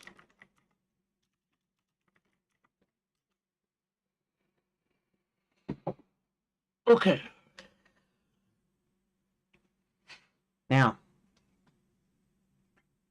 so okay, so everybody's there making plans.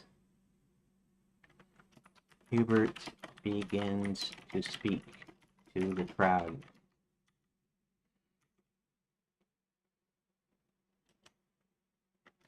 Meanwhile, in the castle, on the gate,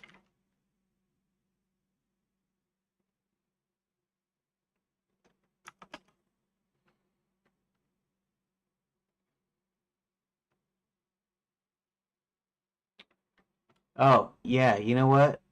There's one thing that I forgot to do here.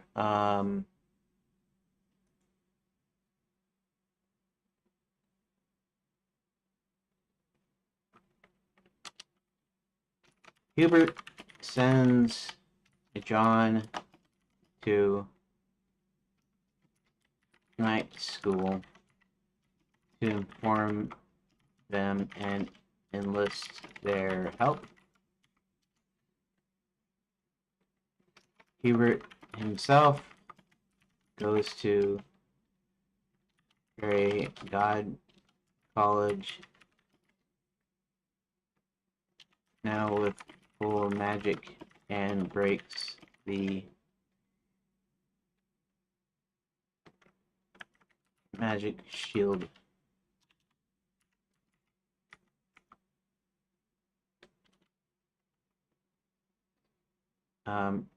Hubert then lets out all the would-be fairy godmothers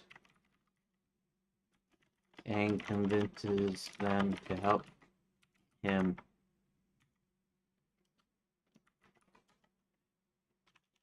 John goes back into the night school with Sir William. Sir William is now the commander of the armies, and so he carries a lot of weight.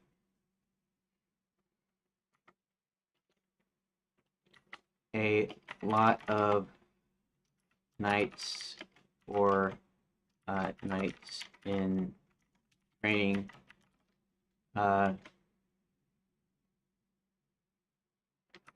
a lot of respect for Sir William. Sir William then enlists their help, then tells them what's happening and gets their help. Okay.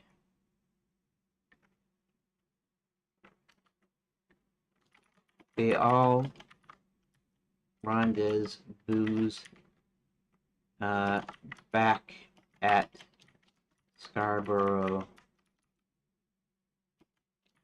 Fair. Again, the gang, including John the Princess and Hubert, are sitting around a table in FC, place full of people, citizens, tourists alike. People spill out the streets, where there was also giants, dragons, and other creatures. Here he begins to speak to the crowd. Meanwhile, the castle at the Omni Gate, Max has his technicians activate the machine.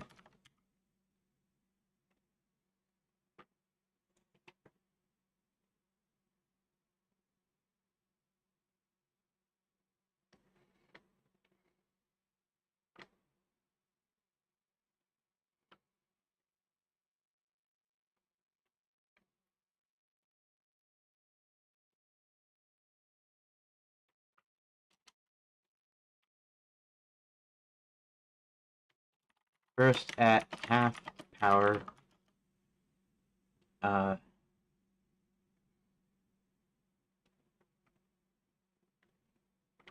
has them open a few gates, then a few more, and soon there are thousands.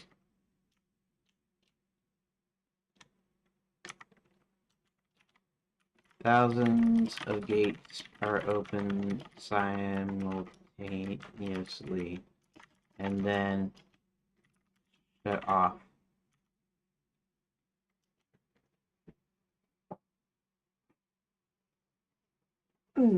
Okay.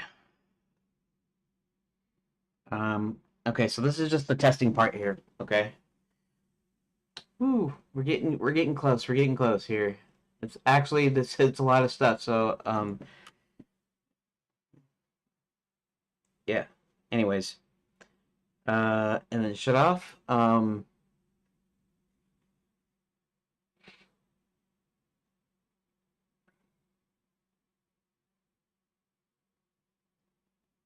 Let's see.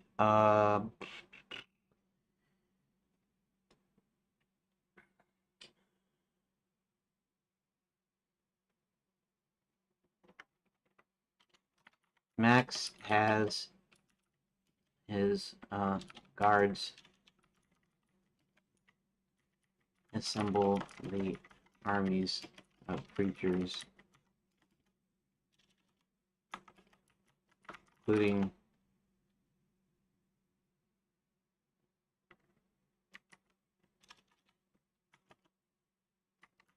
witches and wizards,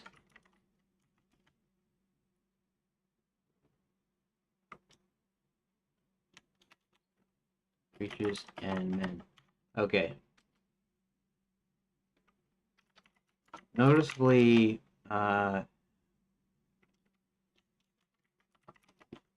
smaller than when he had started.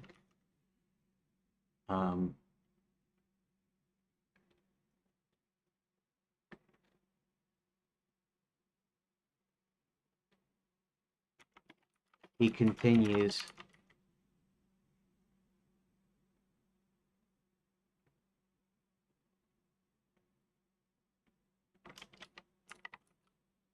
Let's see.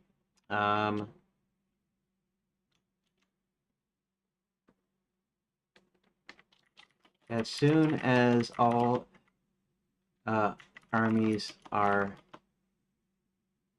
assembled, but just before he switches the machine back on,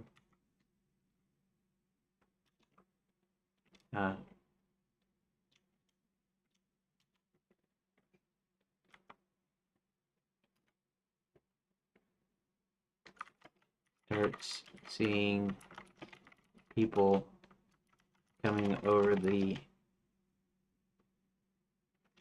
He starts seeing a large amount of trains flying in.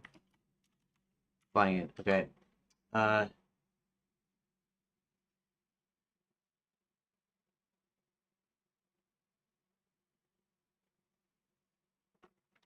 Realizing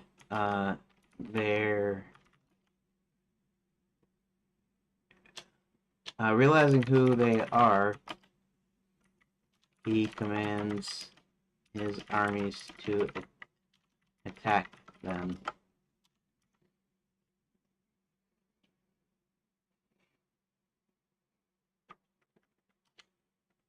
He orders his technicians to put the machine at full power and open all of the portals.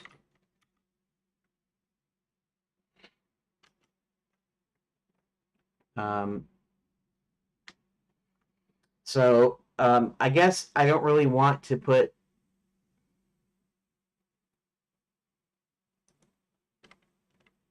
includes also which also includes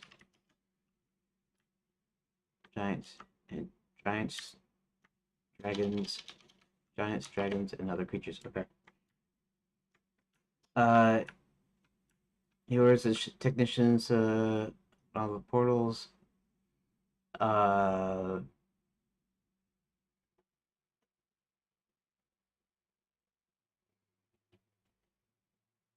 Okay, so I have to think here. What else is going to happen here?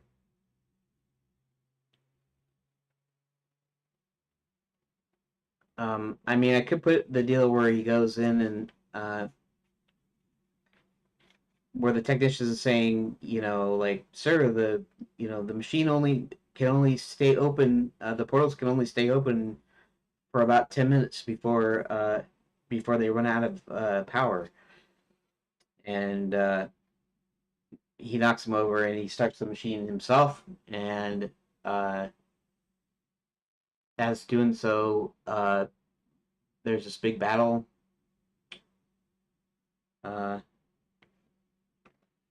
Large battle ensues.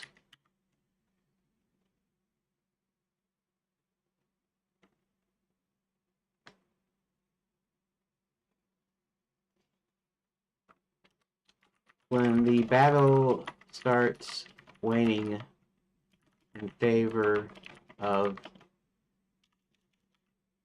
the enchanted Landians,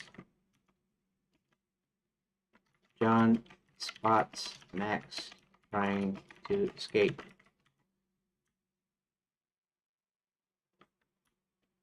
Okay, let's do this. Let's put this on a separate line here. Okay, so the battle starts waning. John spots Max trying to escape via one of the portals and chases him.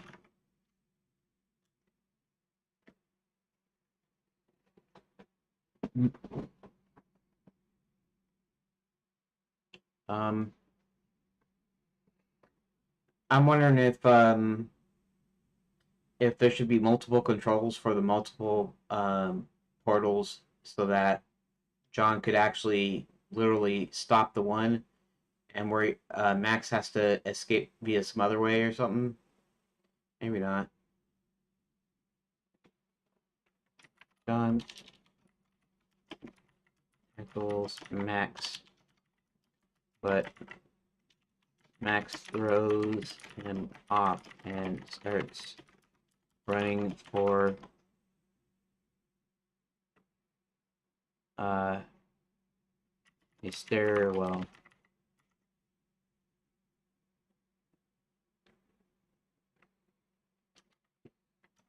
John chases Max up the stairwell and onto a small catwalk. I guess catwalk sort of indicates that it's small, but small catwalk. And they begin to fight.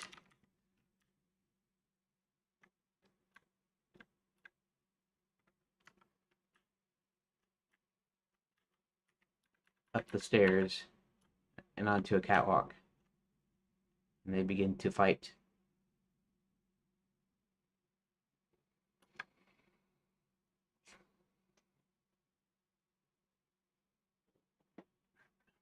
Um,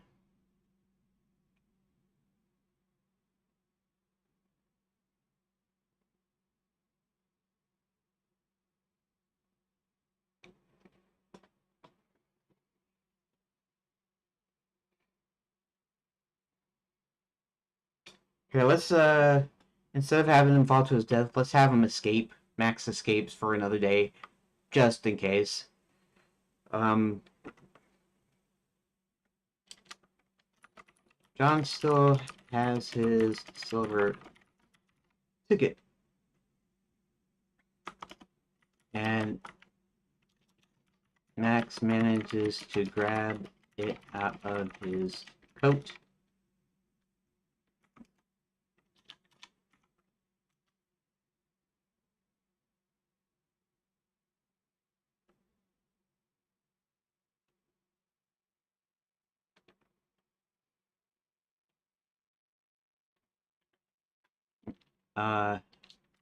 While still grabbing for the ticket, he pulls John down with him as he goes over the edge. John and Max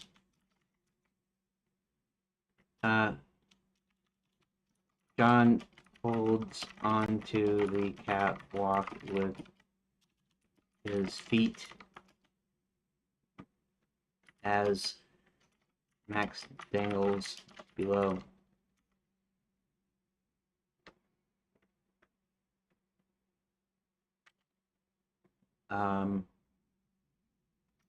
Max starts slipping, but Max starts slipping, but with the ticket in hand, falls.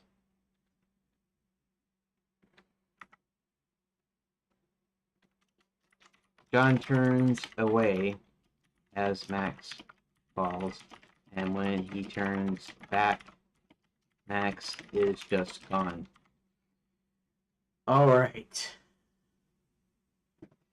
Okay. Coming back down, out of breath and full of bruises and scratches, he notices the battle is almost over. As the battle comes to a close, the princess and Hubert manage to make their way over to John. Eventually, all that's left is the cleanup. Okay. So, now we're almost done, but we're not quite done yet. Okay. Actually, we won't even be quite done even after this little bit that I do here. Because we probably need to go to all the different characters and kind of tie up their stories, basically. But this is just kind of the main thing here.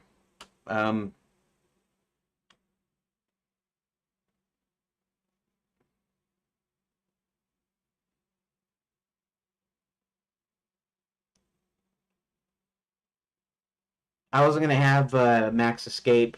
I was going to have him be turned into a training dummy for night school. But this way, maybe we can see him again sometime. Who knows? If I even eventually get done with this game, you know.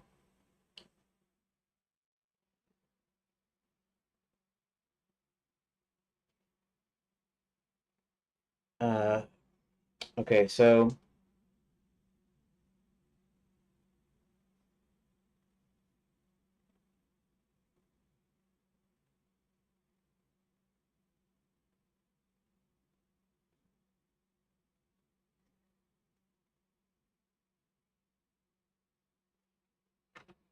Hubert talks.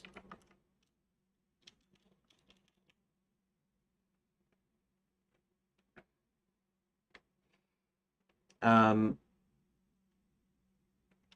Sometime later in the throne room, Hubert and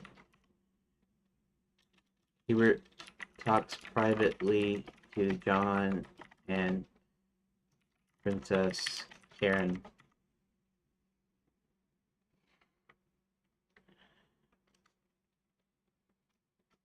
Hubert states that John is probably going to become king.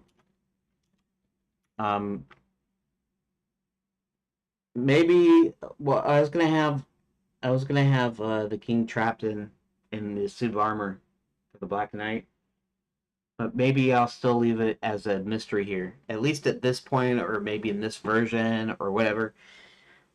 We don't know what happens to the real king.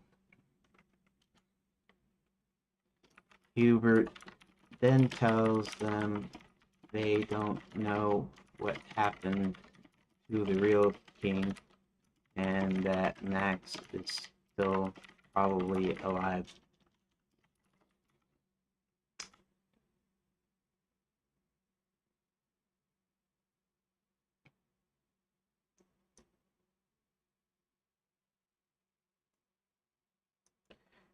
I need to sum one line here. Hubert mentions the king is still missing. He also mentions that Max is still alive somewhere.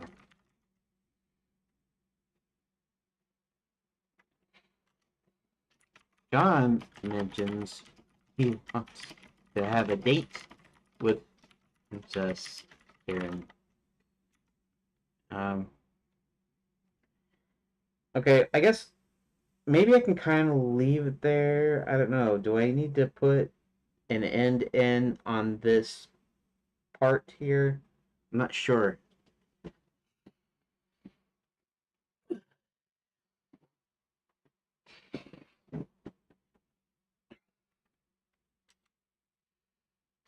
Hubert finally sets it up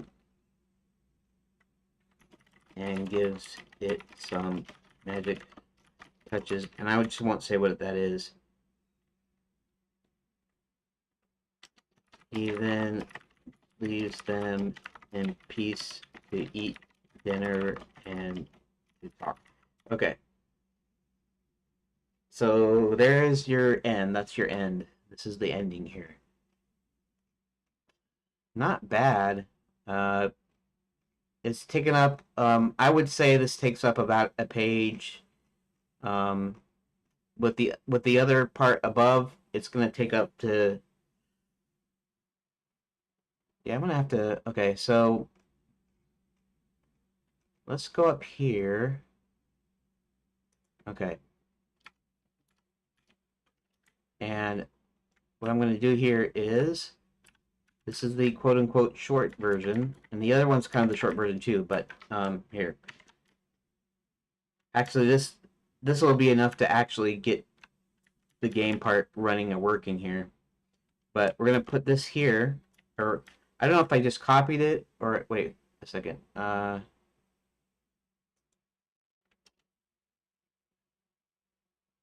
Okay, so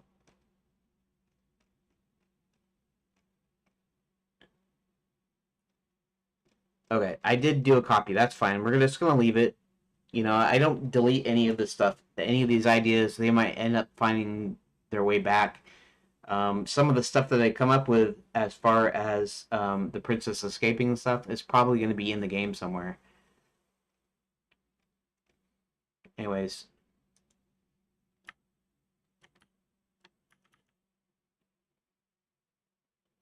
turn it to a tourist resort.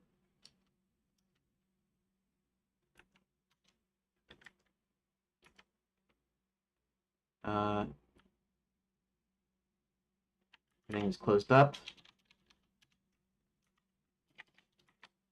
Tourists and citizens alike have started disappearing.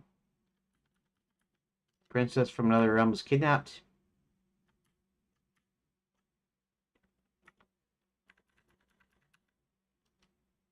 Hubert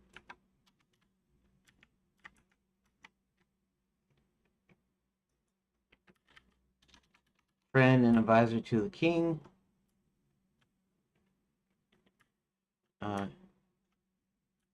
Advisor to the king brings in John from our realm to help.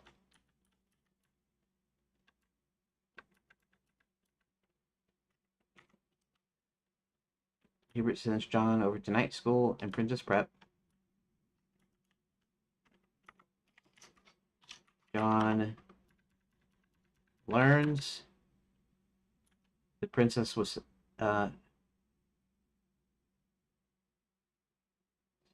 learns a princess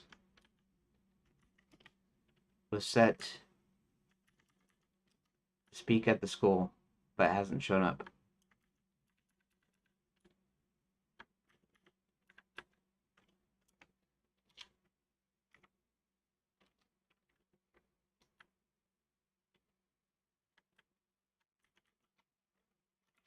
Princess prep is already closed. Night school started training with real weapons. Dragons are terrorizing small villages. While inside Princess Prep, John figures out the princess is supposed to check in.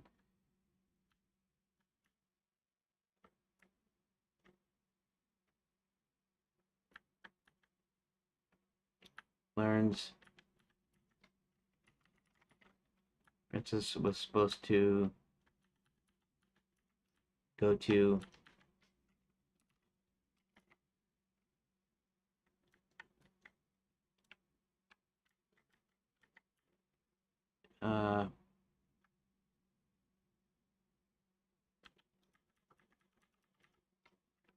inside Princess Prep. John learns princess was supposed to go was to go here. We'll just say was to go. I'm just trying to keep this into like a small line. Let's go to the Grand Enchanted Landing Hotel. Hubert himself sneaks into Wizard U and finds the wizard professors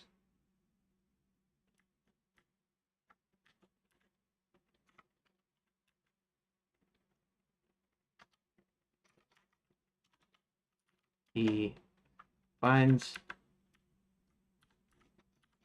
Finds the wizard professors have all been trapped in their own Hall of Fame paintings. One painting is missing.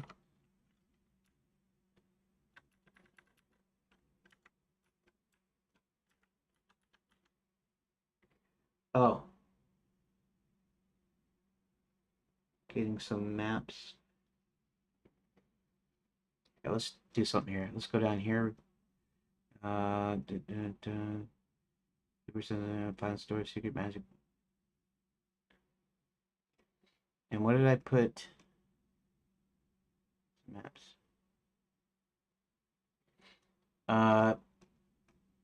He's not getting maps now from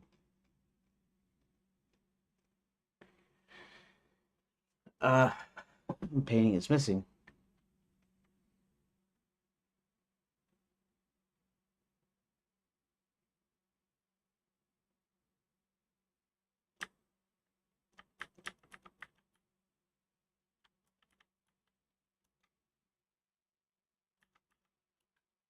Which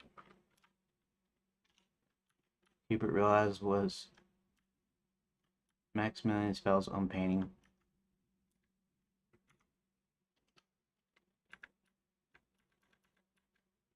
Hubert realized he must have somehow gotten back into the lens.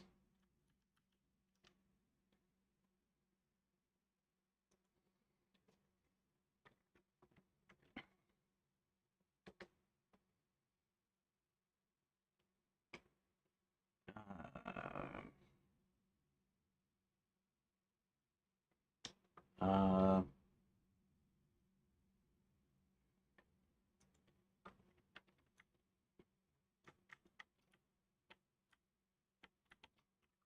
he checks out for God College. Hubert talks to a teacher he knows. Forms some Violet Moon Shadow. It's also back.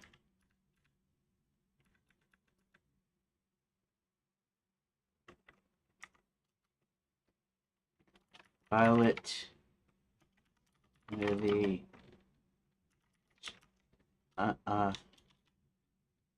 instruction of Max. As far as all the old age, of course, all the would be fairy godmothers.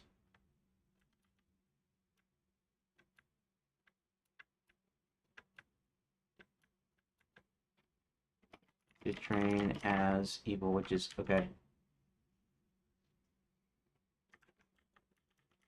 Violet has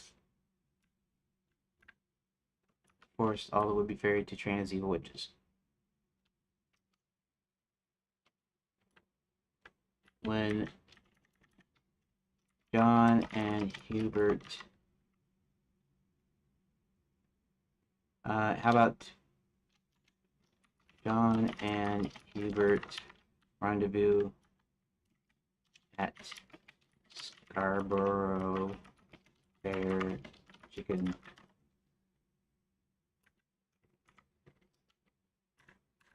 They decide they need to find the princess. They first leaves the hotel. Hubert calls his old friend the Count to turn into a bat and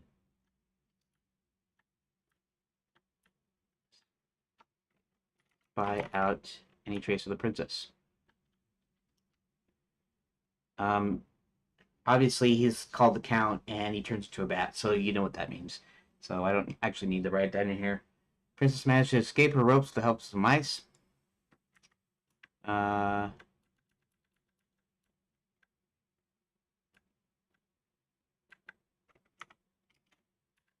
She then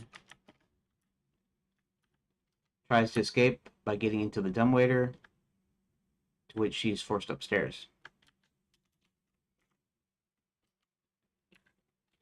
When when she stumbles upon a room with some maps and plans and things, she's okay. She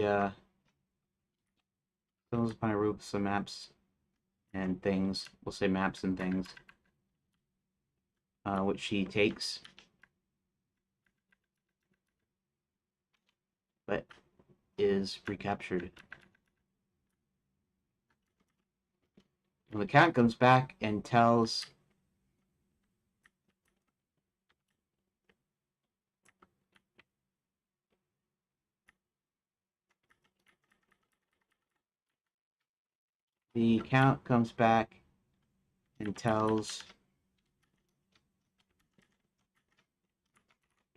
John and Hubert what he found. Hubert and John go to rescue her, where she shows him the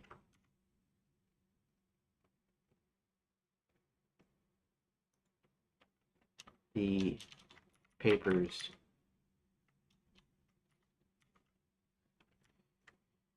Okay, that's good, I think. Oh well. Let's see, how far is that? Yeah, it's actually about 2 pages by itself. And that seems to work. And it seems like I got my story now. It's not in narrative form. I guess it doesn't need to be in narrative form. We'll worry about the narrative stuff when I actually put it in the game. So, looks like progress is being made here. How about that? And let's do something here. Let's save this first.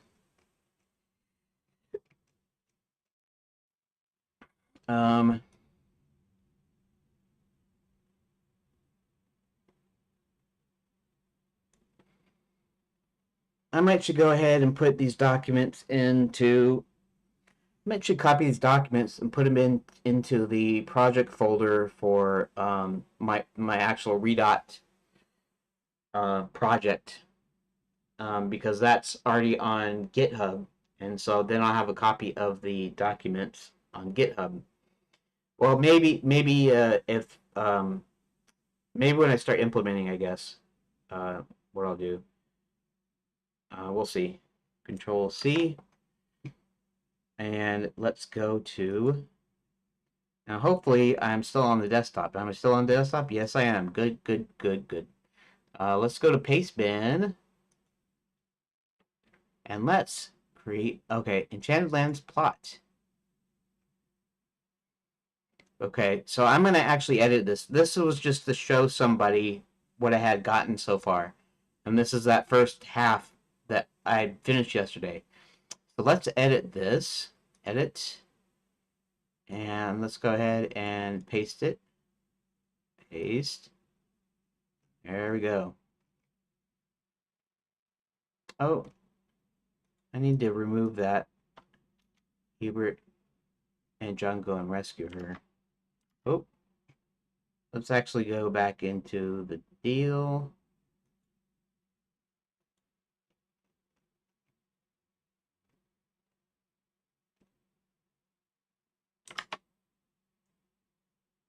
Shows them the papers. Let's see if I can. That. Okay. There we go. I don't know if this is Hubert pops out. That's the shortest line here. Okay. So let's just go ahead and save changes. Don't need to change anything.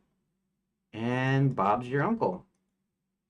Okay, so I'm going to do another little short break because I got coffee made. And so I'm going to have some coffee here. So let's go back. Actually, I don't need to go back to the webcam, but so yeah. So I'll be back, I don't know, 10, 15 minutes, another little short break. Hopefully it'll be even shorter than the last one. I'll probably come back in here. We'll see. I made it in under 3 hours. Well, that actually includes the, yeah. That includes the the last break. So I guess that wasn't 3 hours of total. That's only 2 hours and something, but that's all right. Anyways, let me go on this little break. Let me get some coffee and stuff, and I'll be right back in a few minutes.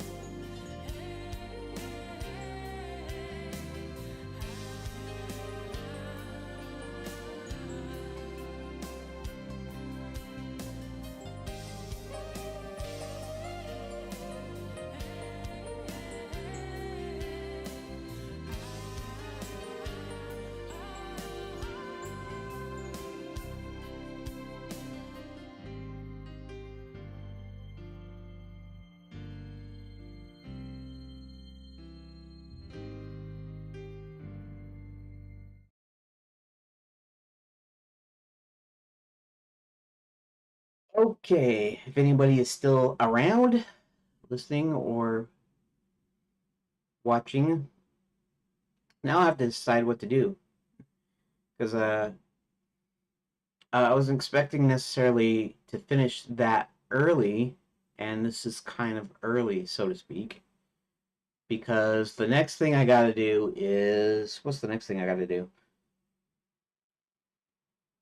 Well, I could take it directly and start working on locations, like different cards that I'm going to put into the game.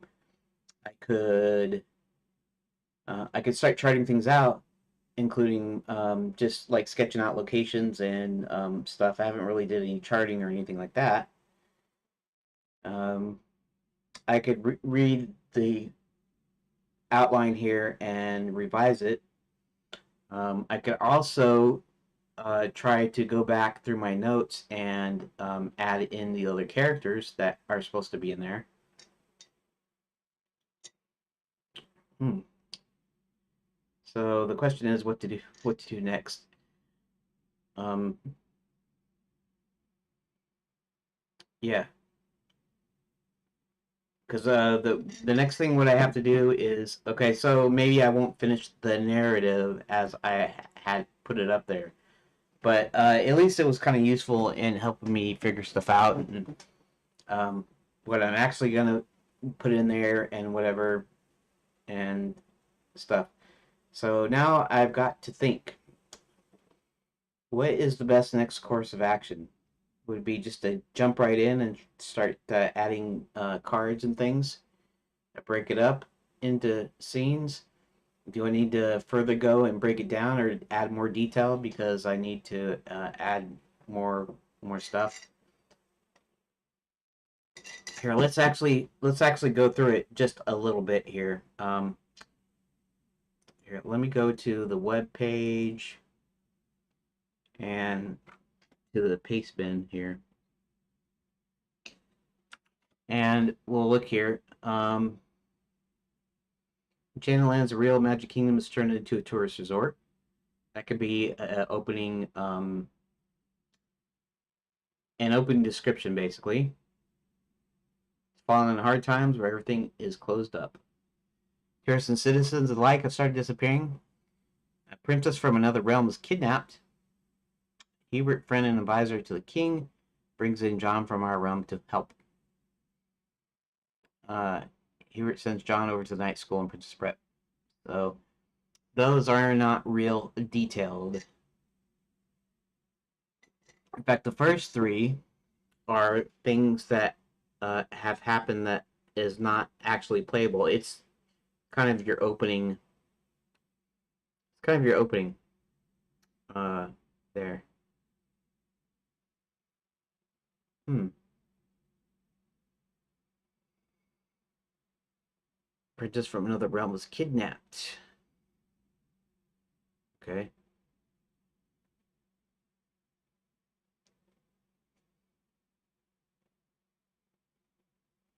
I might could reorder some stuff. I could put the princess. Yeah, maybe I should. I guess maybe I should read through it and see if there's stuff that I need to add detail and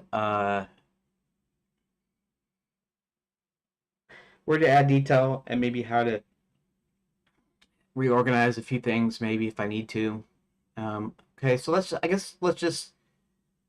Maybe I should just read it out loud. Ooh, I could put this in.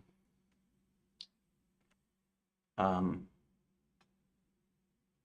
I could put this in ChatGPT and have it tell me where I might need to add more detail. Not asking it to add any detail, I'll do that myself. But ask it, uh, where do I need to like tighten it up? You know, where do I need to break something into? Do I need to break any lines into multiple points? Do I need to consolidate some? Like for instance, the first three I might could rewrite as one line because it's basically what you're going to start with. It's going to show you, and then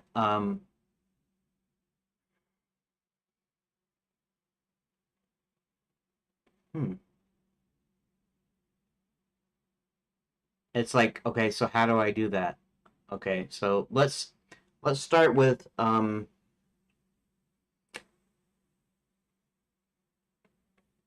uh let's start with Hubert, friend and advisor to the king, brings in John from our realm to help. Now, I know I had all that stuff written up.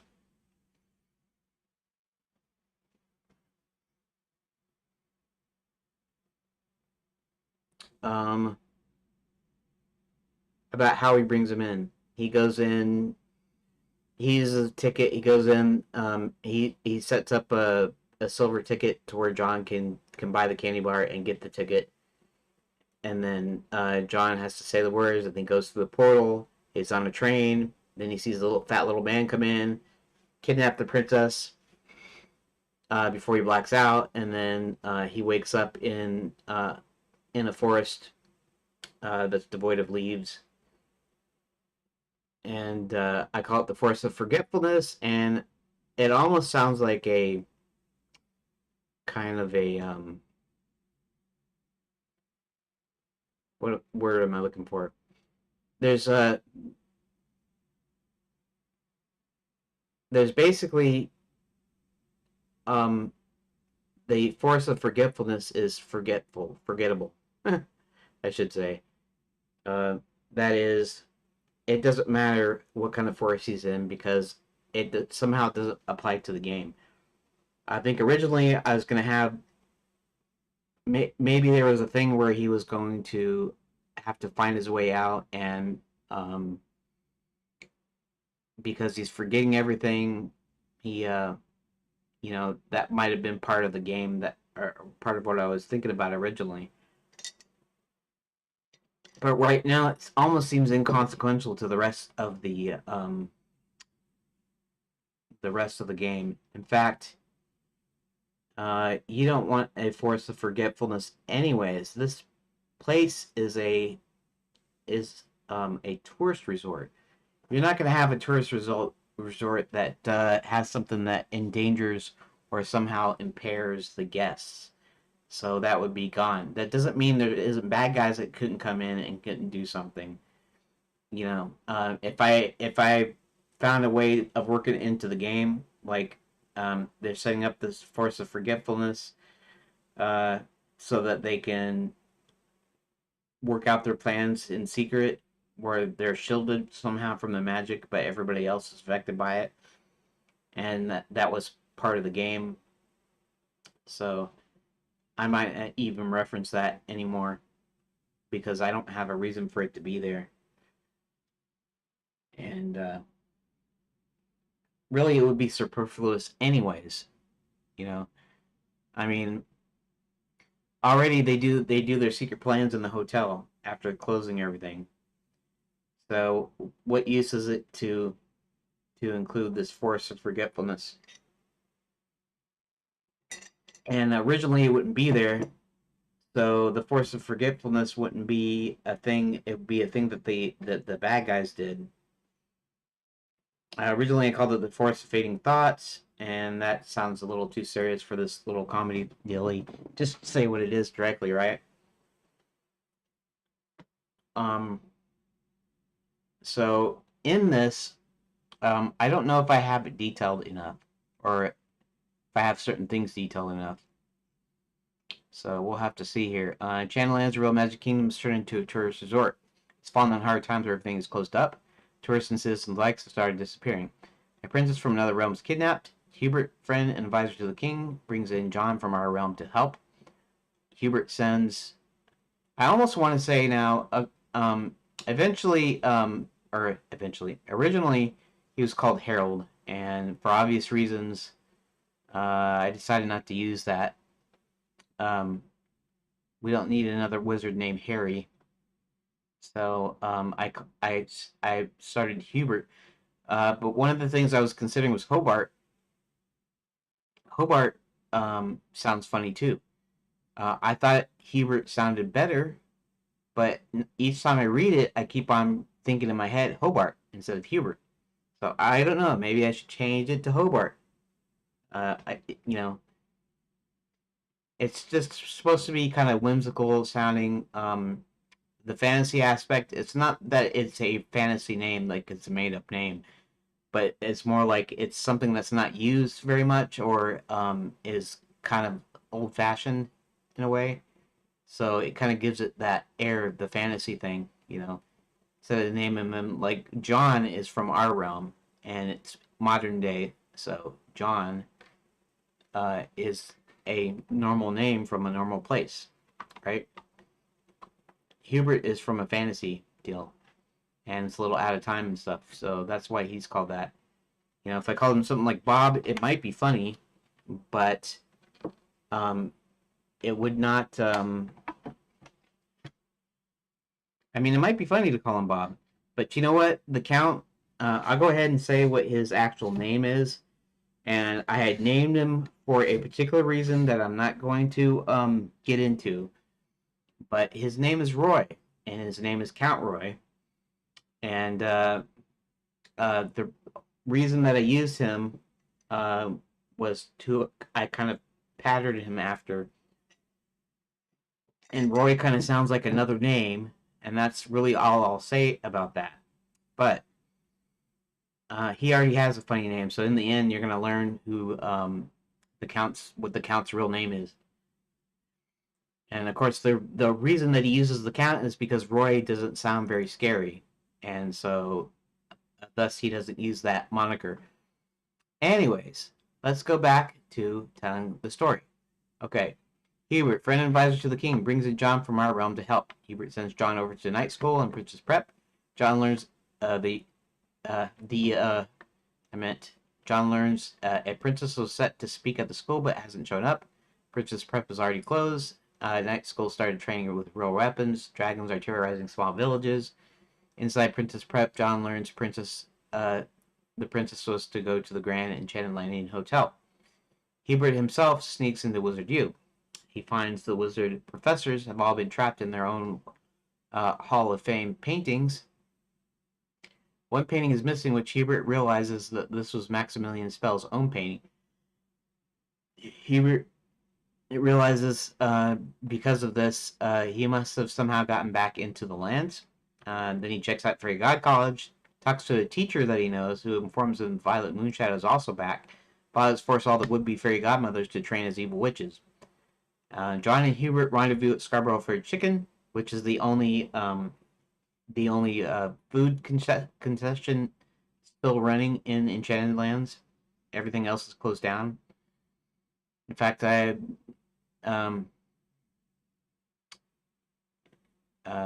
have to maybe think of funny things for the various like restaurants and stuff. You know,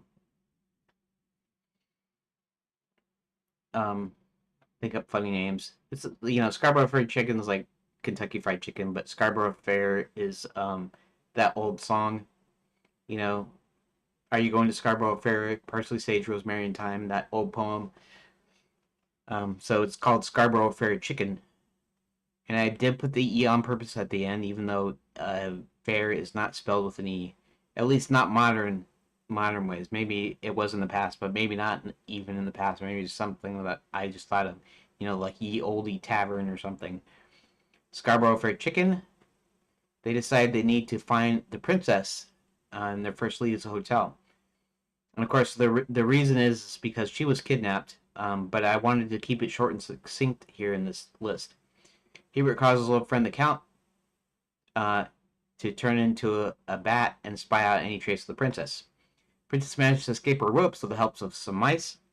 She then tries to escape by getting into the dumbwaiter, to which she is forced upstairs. She stumbles upon a room with some maps and things, which she but is recaptured. I think I meant to put here which she takes, but is recaptured. The Count comes back and tells John and Hubert what he found. Hubert and John go and rescue her, where she shows him the papers. After reviewing the papers, they formulate a plan. Hubert sends Roland and John into the mines. Now, up until this point, I haven't even told you about Roland. I mean, I've said it in the live streams, but in this story here, I haven't actually really said anything.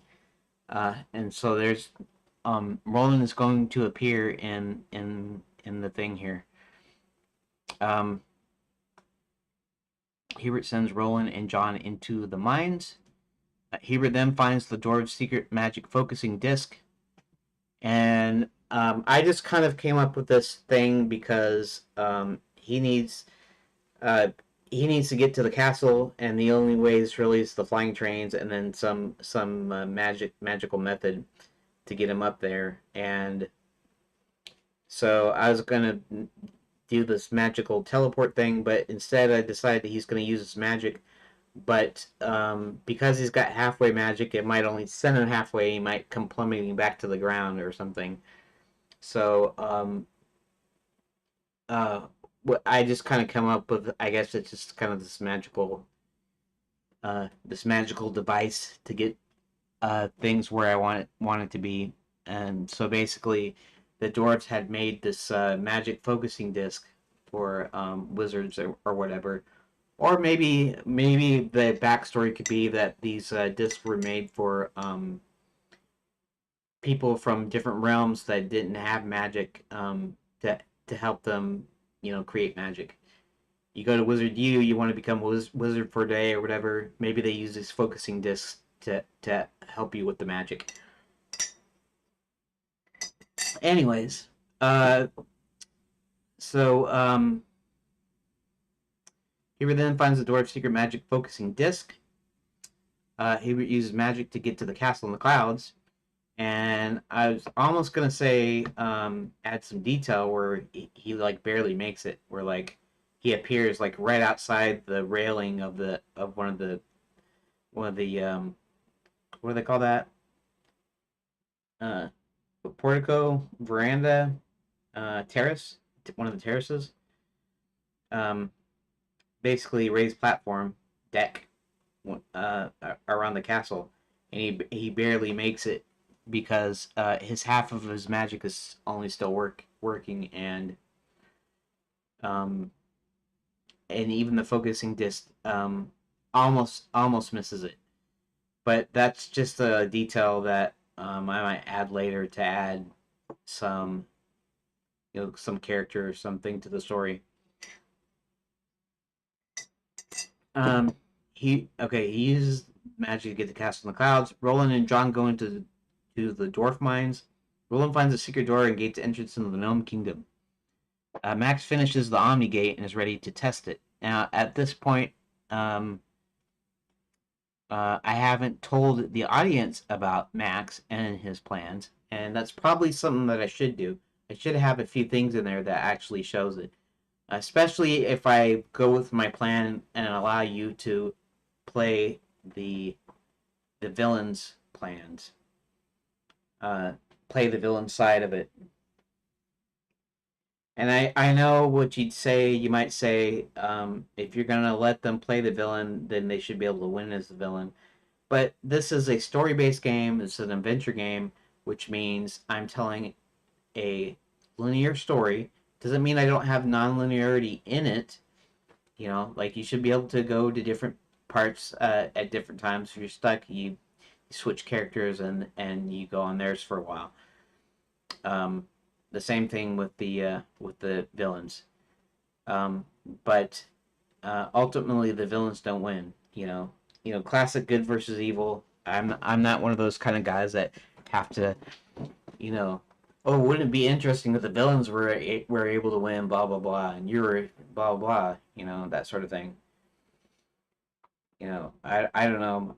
I don't hold to that kind of philosophy that that villains are somehow cooler and that you should be able to do evil stuff. There's plenty of evil crap, and that's why we're in the kind of state we're in today. Anyways, that doesn't mean I don't want you to play their parts, because if you read a novel or a comic or whatever, you see their story play out. You read their part. so you read what the villain is doing.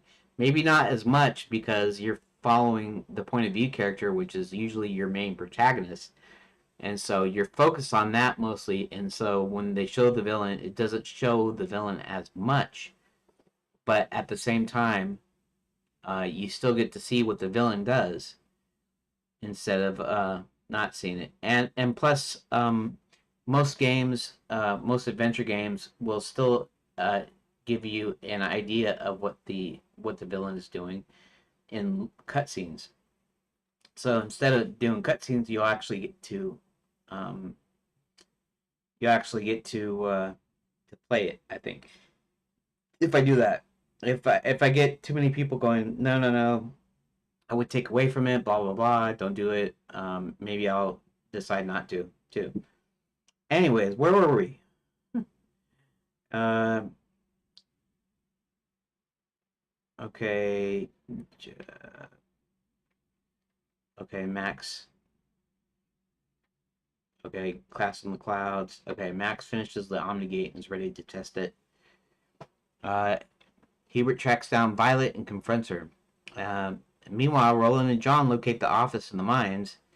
Usually, okay, so this just kind of goes back to old westerns, and old, I mean 1930s westerns and 1940s westerns. Not anything newer than that. Not even 50s and 60s. 50s they started not being so fun anymore, and 60s was trying to be more realistic and stuff, and so they're not real fun either. Some of them are okay. Uh, if you have a Randolph Scott Western, even in the 50s and 60s, most of his were pretty good. Most of John Wayne's later Westerns were pretty good. But I really like the old B movie Westerns from the 1930s. And usually these were the cheapest of the cheap. Oh, in fact, you can kind of tell in some of their acting and stuff and the way they do stuff. They almost act like they're in silent movies with their expressions and stuff.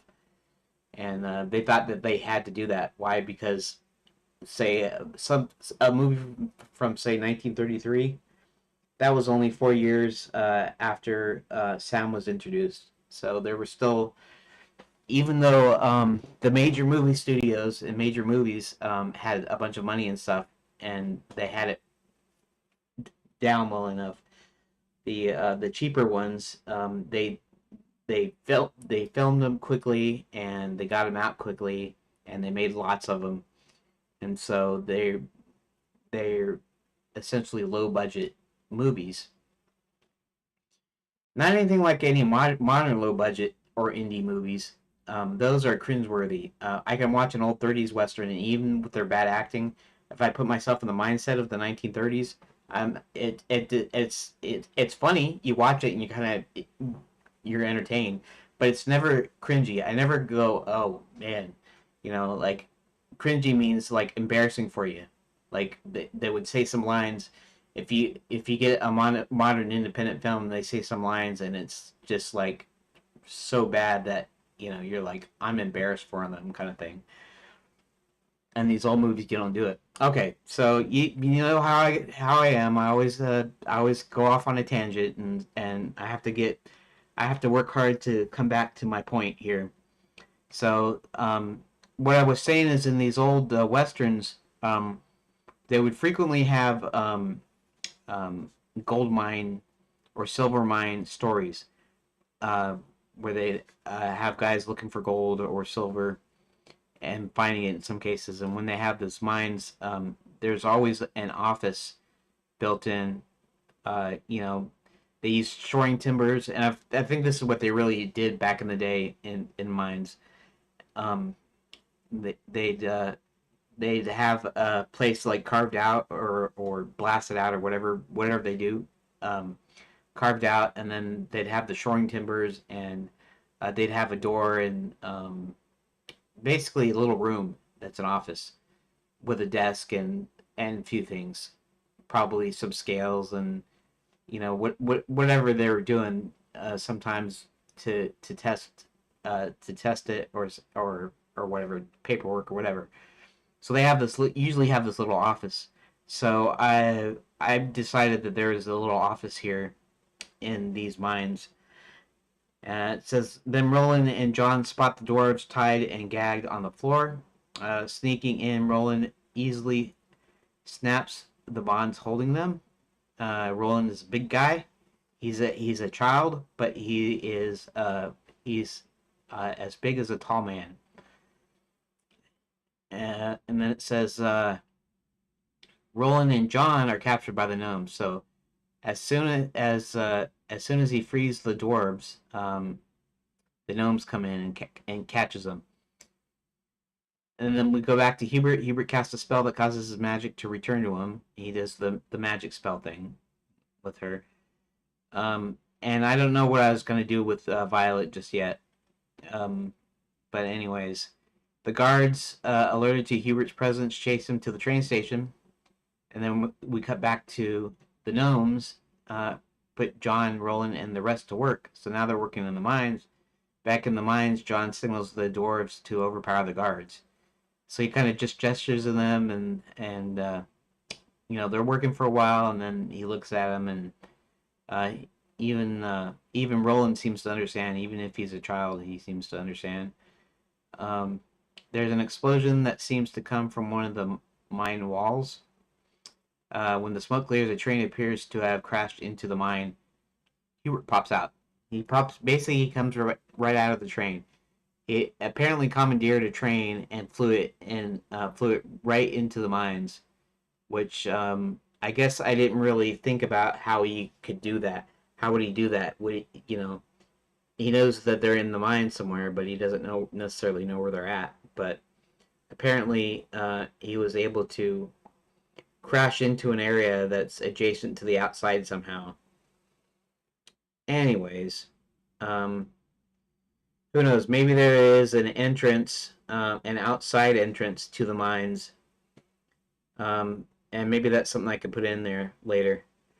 Okay, disoriented by the explosion, the gnome guards are easily overpowered. The slaves get released and start to run out of the mines. Here it shouts for everyone to head back to the Renaissance Fair. And if you don't know what the Renaissance Fair is, and assuming that anybody's still listening, the Renaissance Fair is basically the street where there's all the hotels, there is the shops, the taverns, that sort of thing. And if you're thinking of it, you kind of think of it almost like Disneyland or Disney World, where they have Main Street. Now, the Disney parks are sort of in this kind of this sort of wagon wheel kind of setup, where each of the lands are around the castle, and then the castle and the center of the park leads down Main Street. This is a similar setup, but it's more like a cloverleaf, where you have areas where each of the schools are up above, and then the stem of the cloverleaf comes down, like directly below them. If you're looking at a map, like overhead or whatever, you'd see the stem, and that would be the strip. And then I also jokingly called it Orthogon Alley in some of my notes. I might still use that as a joke, little Harry Potter joke or whatever. Whereas Harry Potter's got Diagon Alley, this is called Orthogon Alley. And actually, it's going to be a nickname that I thought the Renaissance Fair would be funny. It's kind of a funny, like, meta joke, right? They're in a medieval style kingdom. So in a sense, it's like it is a Renaissance Fair, but then they call the street the Renaissance Fair. So you're kind of going, haha, maybe, if somebody can pick up on that. Okay, so shouts for everyone to head back to the Renaissance Fair. Hubert sends John to night school to inform them and enlist their help. Hubert himself goes to Fairy God College with full magic and breaks the magic shield. Hubert then lets out all the would-be fairy godmothers and convinces them to help him. John goes back into the night school with Sir William. A lot of knights are knights in training have a lot of respect for Sir William. Sir William then tells them what's happening and gets their help. They all rendezvous back at Scarborough Fried Chicken. The gang, including John, the Princess, and Hubert, are sitting around a table in Scarborough Fried Chicken, or SFC, as it's shortened to be called. The place is full of people, citizens, and tourists alike. The people spill out into the streets, which also includes giants, dragons, and other creatures. Hubert begins to speak to the crowd. Meanwhile, in the castle at the Omni Gate, Max and his technicians activate the machine. First at half power, then open a few gates, then a few more. Thousands of gates are opened simultaneously and then shut off. Max has his guard assemble the armies of creatures and men. As soon as all the armies are assembled, he starts seeing a large amount of trains flying in. Realizing who they are, he commands his armies to attack them. He orders his technicians to put the machine at full power and then open all the portals. A large battle ensues. The battle starts waning in favor of the Enchanted Landians, the good guys. John spots Max trying to escape via... Wait a second. How come I'm missing something? Spots Max trying to escape via one of the portals and chases him. John tackles Max, but Max throws him off and starts running for a stairwell. And for some reason, I don't know why, stairwell, I don't know why it didn't select the rest of this here. Okay, here, let me copy this. Let me go to edit. Let's go to edit. And let's go ahead and just copy. All right. Here, let's just go through this real quick before I save it. John chases Max up the stairs onto a catwalk. They begin a fight. John still has the silver ticket. Max manages to grab it out of his coat. While still grabbing for the ticket, he pulls John down with him as he goes over the edge. John holds on the catwalk with his feet as Max dangles below. Max starts slipping, but with the ticket in hand, falls. John turns away as Max falls, and when he turns back, Max is gone. Coming back down out of breath and full of bruises and scratches, he knows the battle is almost over. As the battle comes to a close, the Princess and Hubert manage to make their way over to John. Eventually, all that's left is the cleanup. Sometime later in the throne room, Hubert talks privately to John and Princess Karen. Hubert says that John is probably going to become king. Hubert mentions the king is still missing. He also mentions that Max is still alive somewhere. John mentions he wants to have a date with Princess Karen. Hubert finally sets it up and gives it some magical touches. He then leaves them in peace to eat dinner and to talk. And that is the end. How's that? How does that grab you? I think the earlier part needs to be reconfigured a little bit. And so maybe I'll ask the ChatGPT to help me with that. Okay, let's go back to this for a second while I check IRC and stuff. Online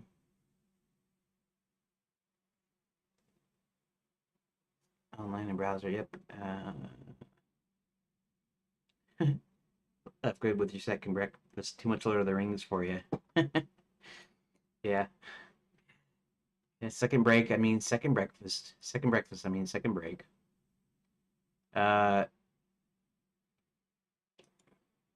Alrighty. So,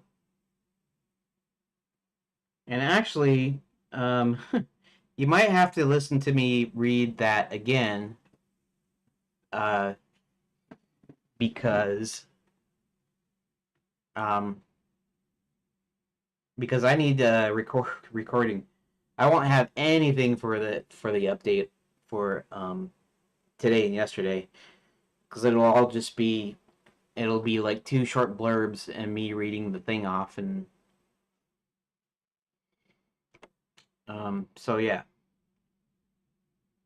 maybe I'll kind of explain too a little bit in the recording, so that I actually have something I won't really need to edit that, which it will actually be fine, because that means it'll be quick, even quicker than normal. So yeah.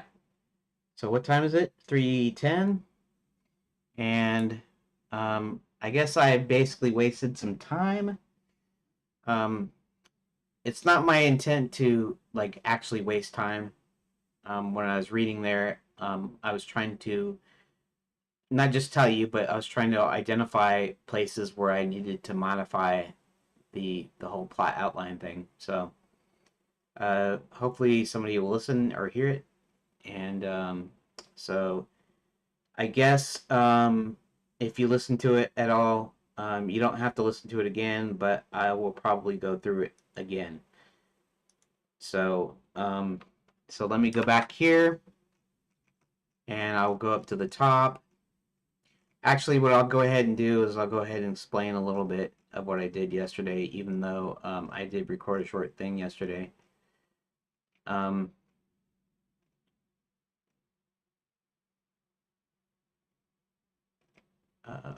Party.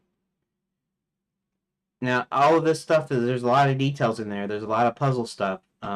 So I'll be able to use some of that later on. It might not turn out exactly the way this is, and hopefully the second half won't feel, or hopefully both halves won't feel like tacked on or weird from one another. Because I keep restarting it like this. Okay, 8. Okay. Okay, so there's this. All right. Okay, so bear with me. I guess this is the only progress I'm making today is this. I might do the thing of where I try to get the get that last little bit. The thing of modifying it a little bit. Okay. Let's see.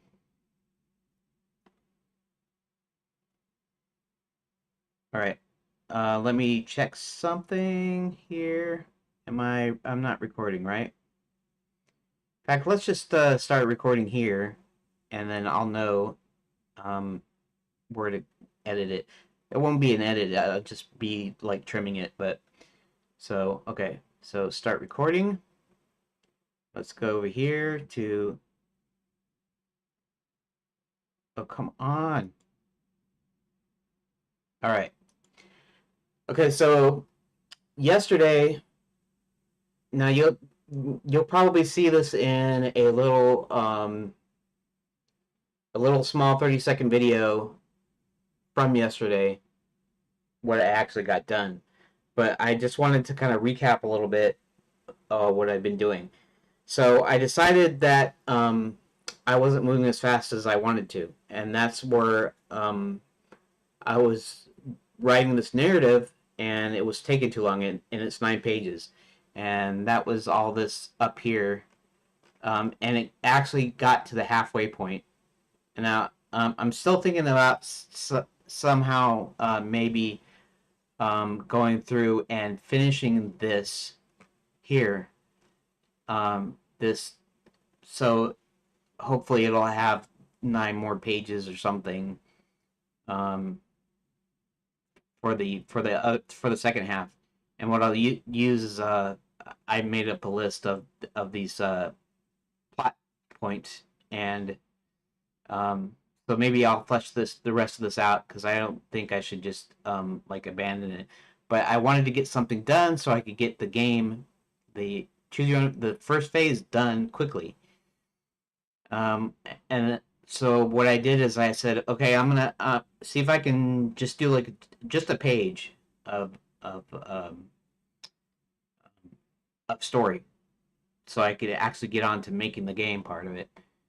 And so I started with this line: a man from a realm, a princess from another, are brought into a real magic kingdom turned tourist resort by a good wizard to help bring it back to the brink of bankruptcy and to stop a previously banished evil sorcerer from taking all over the realms connected to it. Okay, then what I did is I started this, and this is actually the backstory. I was realizing, well, this isn't succinct, and this isn't even the main story. This is the backstory to it. Once upon a time, as a real-life magic kingdom, the kingdom wasn't doing so well financially. Taxes were at an all-time high. Most of the citizens and inns were run down. People had very little to eat, and the economy tanked. Then one day, a wizard named Hubert, who happened to be the king's advisor and very close friend, decided they needed some way to generate an income, and that way was tourism. The king was skeptical at first, and then, as Hubert mentioned the many tourist resorts in different realms and how they were all doing, the king thought a bit about it and decided it was a good idea. So they set about turning the kingdom into Enchanted Tourist Resort. I think I call it Enchanted Land's Magical Resort, but whatever. All was doing well until an evil sorcerer by the name of Maximilian Spell started kidnapping tourists and eventually was caught enslaving them to mine Quicksilver because he had plans to build a machine that would open portals to any realm so he could conquer them. But before he could execute his plans to build the machine, he was caught and banished. Okay, so that's actually the kind of the setup. In fact, I was thinking about at one point going into like Adventure Game Studio, which is basically to make Sierra online style adventure games using like old interfaces like the old SCI. I'm not sure if there's an AGI interface, style interface, or LucasArts or whatever, um, and to basically make old DOS adventure games. Eventually, it was ported to Windows, and it's got kind of a sizable community. And so I was going to do a prequel, and that would be this, what happened the first time. I would do it in AGS, and then when it came to my big one, I'd have some original stuff to do it. And but that never really came to fruition, so I stopped. I actually stopped because of a certain thing. I was coding an interface, and it wasn't working like I wanted, and so I kind of put it on hold for a while. Anyways, so then I realized this wasn't the story, so I needed to redo it. Okay, and then I started this one. Real life Magic Kingdom turned to a resort following hard times. Majority of the shops and taverns have closed down. Most of the hotels are closed except for two. Dragons taken to terrorizing small villages. Tourists seem to be disappearing. Hubert, the king's closest friend and combat advisor, decides to bring in a person from our realm to help him figure out what's going on. There are rumors of a previously banished madman and his return. He brings in a person from our realm, what they call Cerulio. His name is John. John steps through the portal by possessing a ticket that's embedded with Quicksilver, a magical mineral that runs on enchanted lands. On the other side of the portal he's in what appears to be a train car when a small fat little man kidnaps a beautiful young woman. Hubert and John decide they need to find the princess as she was important enough to kidnap. Hubert sends him over to the Night School and Princess Bride to determine what's going on, where he learns that the princess, and there I stopped and I realized this is still taking too long. I mean, all I'm just doing it here is, it's just should be just a few lines here. I'm going into too much detail, I was thinking. So then I decided to just go to the facts. And so I wrote this. This is what became the other thing that I just showed you, but the first half. And these are just some notes about what Max's plans are, and then some other kinds of notes. And then I came to somebody suggested in I'm on the Liberia.chat IRC network in the Blender channel, Blender 3D, the software, because I edit my stuff. I edit my live streams in Blender 3D, in Blender's visual sequence editor, I think they call it. So sometimes I talk about my game in there, and someone suggested me that I need to list them out as events on individual lines, and just the explicit stuff. No detail, no fluff, no flowery language or nothing. It's just got to be to the point. And so I decided to do that. And what I did is I started from halfway into it. It would be right about here. After reviewing the papers, they formulated a plan as where I started, which is the second half of the game, or the story, of the plot. And then I converted that paragraph above to this this shortened form, this plot point outline thing. And here it is. I'll go ahead and read it to you. And I may need to modify it a little bit because there's some things that are general, some things that are taking up too long, and I need to add a little bit more detail somewhere and remove some detail somewhere else maybe. Anyways, so here it is. If you heard this before, you don't have to watch or listen. Enchanted Lands, a real magic kingdom is turned into a tourist resort. It's fallen on hard times where everything is closed up. Tourists and citizens alike have started disappearing. Now, presumably these would be on 3 cards or 3 rooms or descriptions, but this is just opening description, so I probably could find a way of combining this into one line just to tell what I wanted. Anyways, a princess from another realm is kidnapped. Hebert, friend and advisor to the king, brings in John from our realm to help. I'm thinking about switching those around. In fact, this is what I could do right now, is I can switch them around. Like this. So that way, Hebert, friend and advisor to the king, brings in John from our realm to help. Then it says a princess from another realm is kidnapped. Hebert sends John over to night school and Princess Prep. John learns that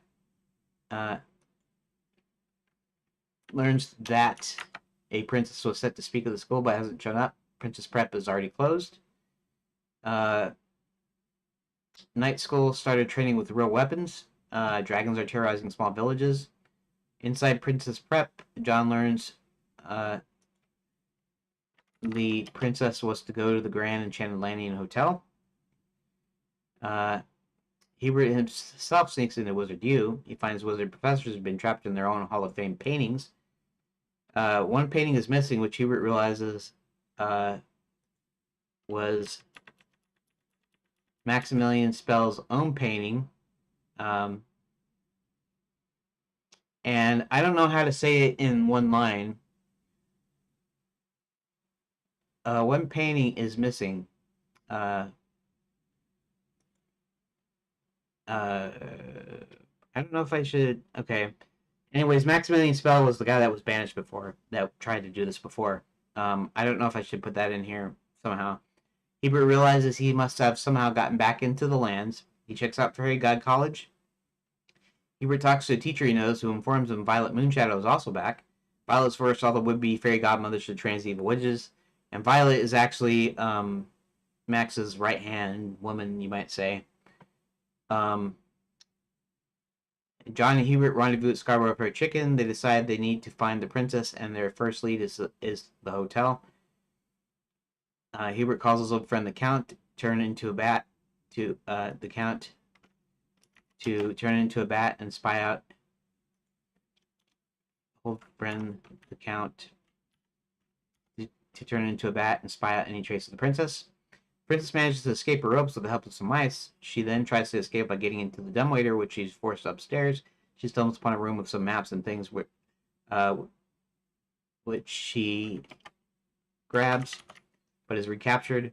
The Count comes back and tells John and Hebert what he found. Hebert and John go and rescue her, where she shows him the papers. After reviewing the papers, they formulate a plan. Hebert sends Roland and John into the mines. Hebert then finds the dwarves' secret magic focusing disc. Hebert uses magic to get the castle in the clouds. Now, the idea of the dwarves' secret magic focusing disc is because I wanted Hebert to use magic to get to the castle. The only way to get to the castle is either through some magical method or by using the flying trains. And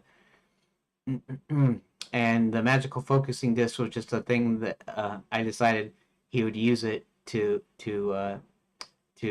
augment his magic, because his magic is, he has only half of his magic, and so it might only send him halfway up there.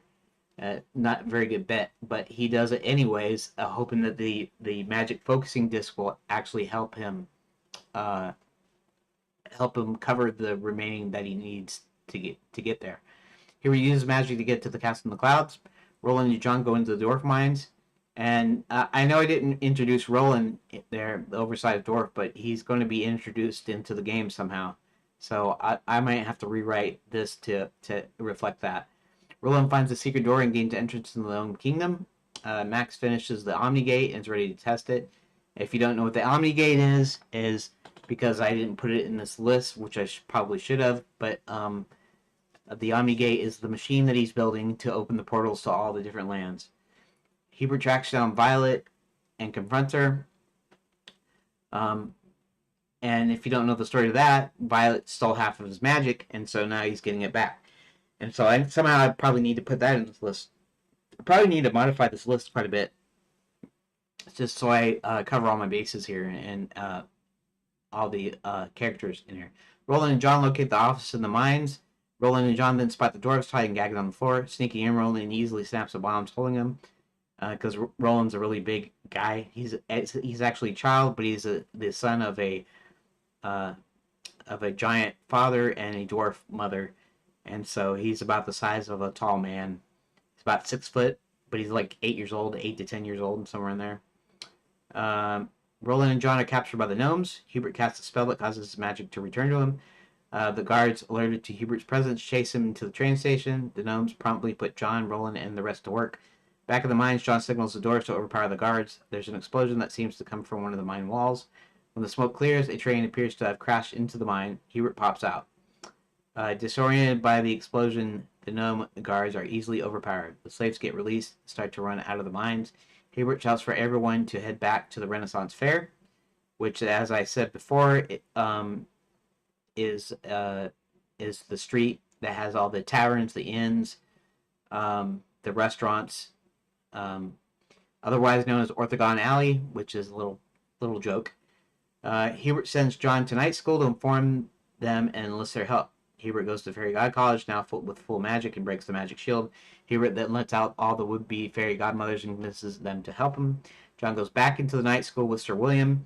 A lot of the knights or knights in training have a lot of respect for Sir William. Sir William that tells them what's happening, it's their help. Now, Sir William I also have to introduce, which I haven't here. I actually have a couple of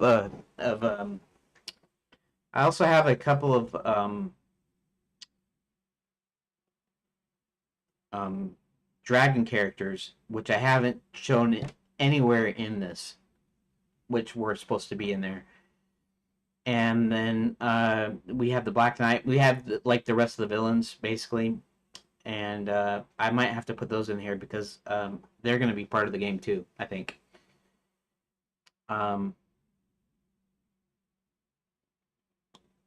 Now, okay, let me continue. A lot of knights have a lot of respect for Sir William, tells them what's happening, gets their help. They all rendezvous back at Scarborough for a chicken. The gang, including John the Prince and Hubert, sitting around the table in SFC. The place is full of people, citizens, and tourists alike. People spill out to the streets, also includes giants, dragons, and other creatures. Hubert begins to speak to the crowd. Meanwhile, in the castle at the Omni Gate, Max has his technicians activate the machine. First, at half hour, he has them open a few gates, and a few more. Thousands of gates are opened simultaneously and shut off. Max has his guards assemble the armies of the creatures and men. As soon as all the armies are assembled, he starts seeing a large amount of trains flying in. Realizing who they are, he commands his army to attack them. He orders his technicians to put the machine at full power and open all the portals. A large battle ensues. The battle starts waning in favor of the Enchanted Landians. John spots Max trying to escape via one of the portals and chases him. John tackles Max, but Max throws him off and starts running for a stairwell. John chases Max up the stairs onto the catwalk. They begin to fight. John still has his silver ticket. Max manages to grab it out of his coat. While still grabbing for the ticket, he pulls John down with him. He goes over the edge. John holds on the catwalk with his feet as Max dangles below. Max starts slipping, but with the ticket in hand, eventually falls. I'll put eventually falls. John turns away as Max falls, and when he turns back, Max is just gone.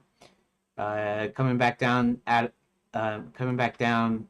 of breath and full of bruises and scratches, he notices the battle is almost over. As the battle comes to a close, the princess and Hubert manage to make their way over to John. Eventually, all that's left is cleanup. Sometime later, in the throne room, Hubert talks privately to John and Princess Karen. Hubert states that John is probably going to become king. Hubert mentions the king is still missing. He also mentions that Max is still alive somewhere. John mentions that he wants to have a date with Princess Karen. Hubert finally sets it up and gives it some magical touches. He then leaves them in peace to eat dinner and to talk.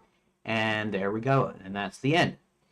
So that's the story as it stands. Those are plot outlines. I still need to work on this a little bit. I might do that on Thursday and Friday, maybe, just to refine it, just to add in the other characters, add in more of the story, make sure things aren't vague, make sure things aren't too detailed, that sort of thing, and we'll see what we have. I should be able to start working on this game here, I guess, the week after, which, honestly, I should have already been on the way to making the game, so I don't know if I'll get this done by the end of January. But that's the update. That's what I've been doing this last couple days.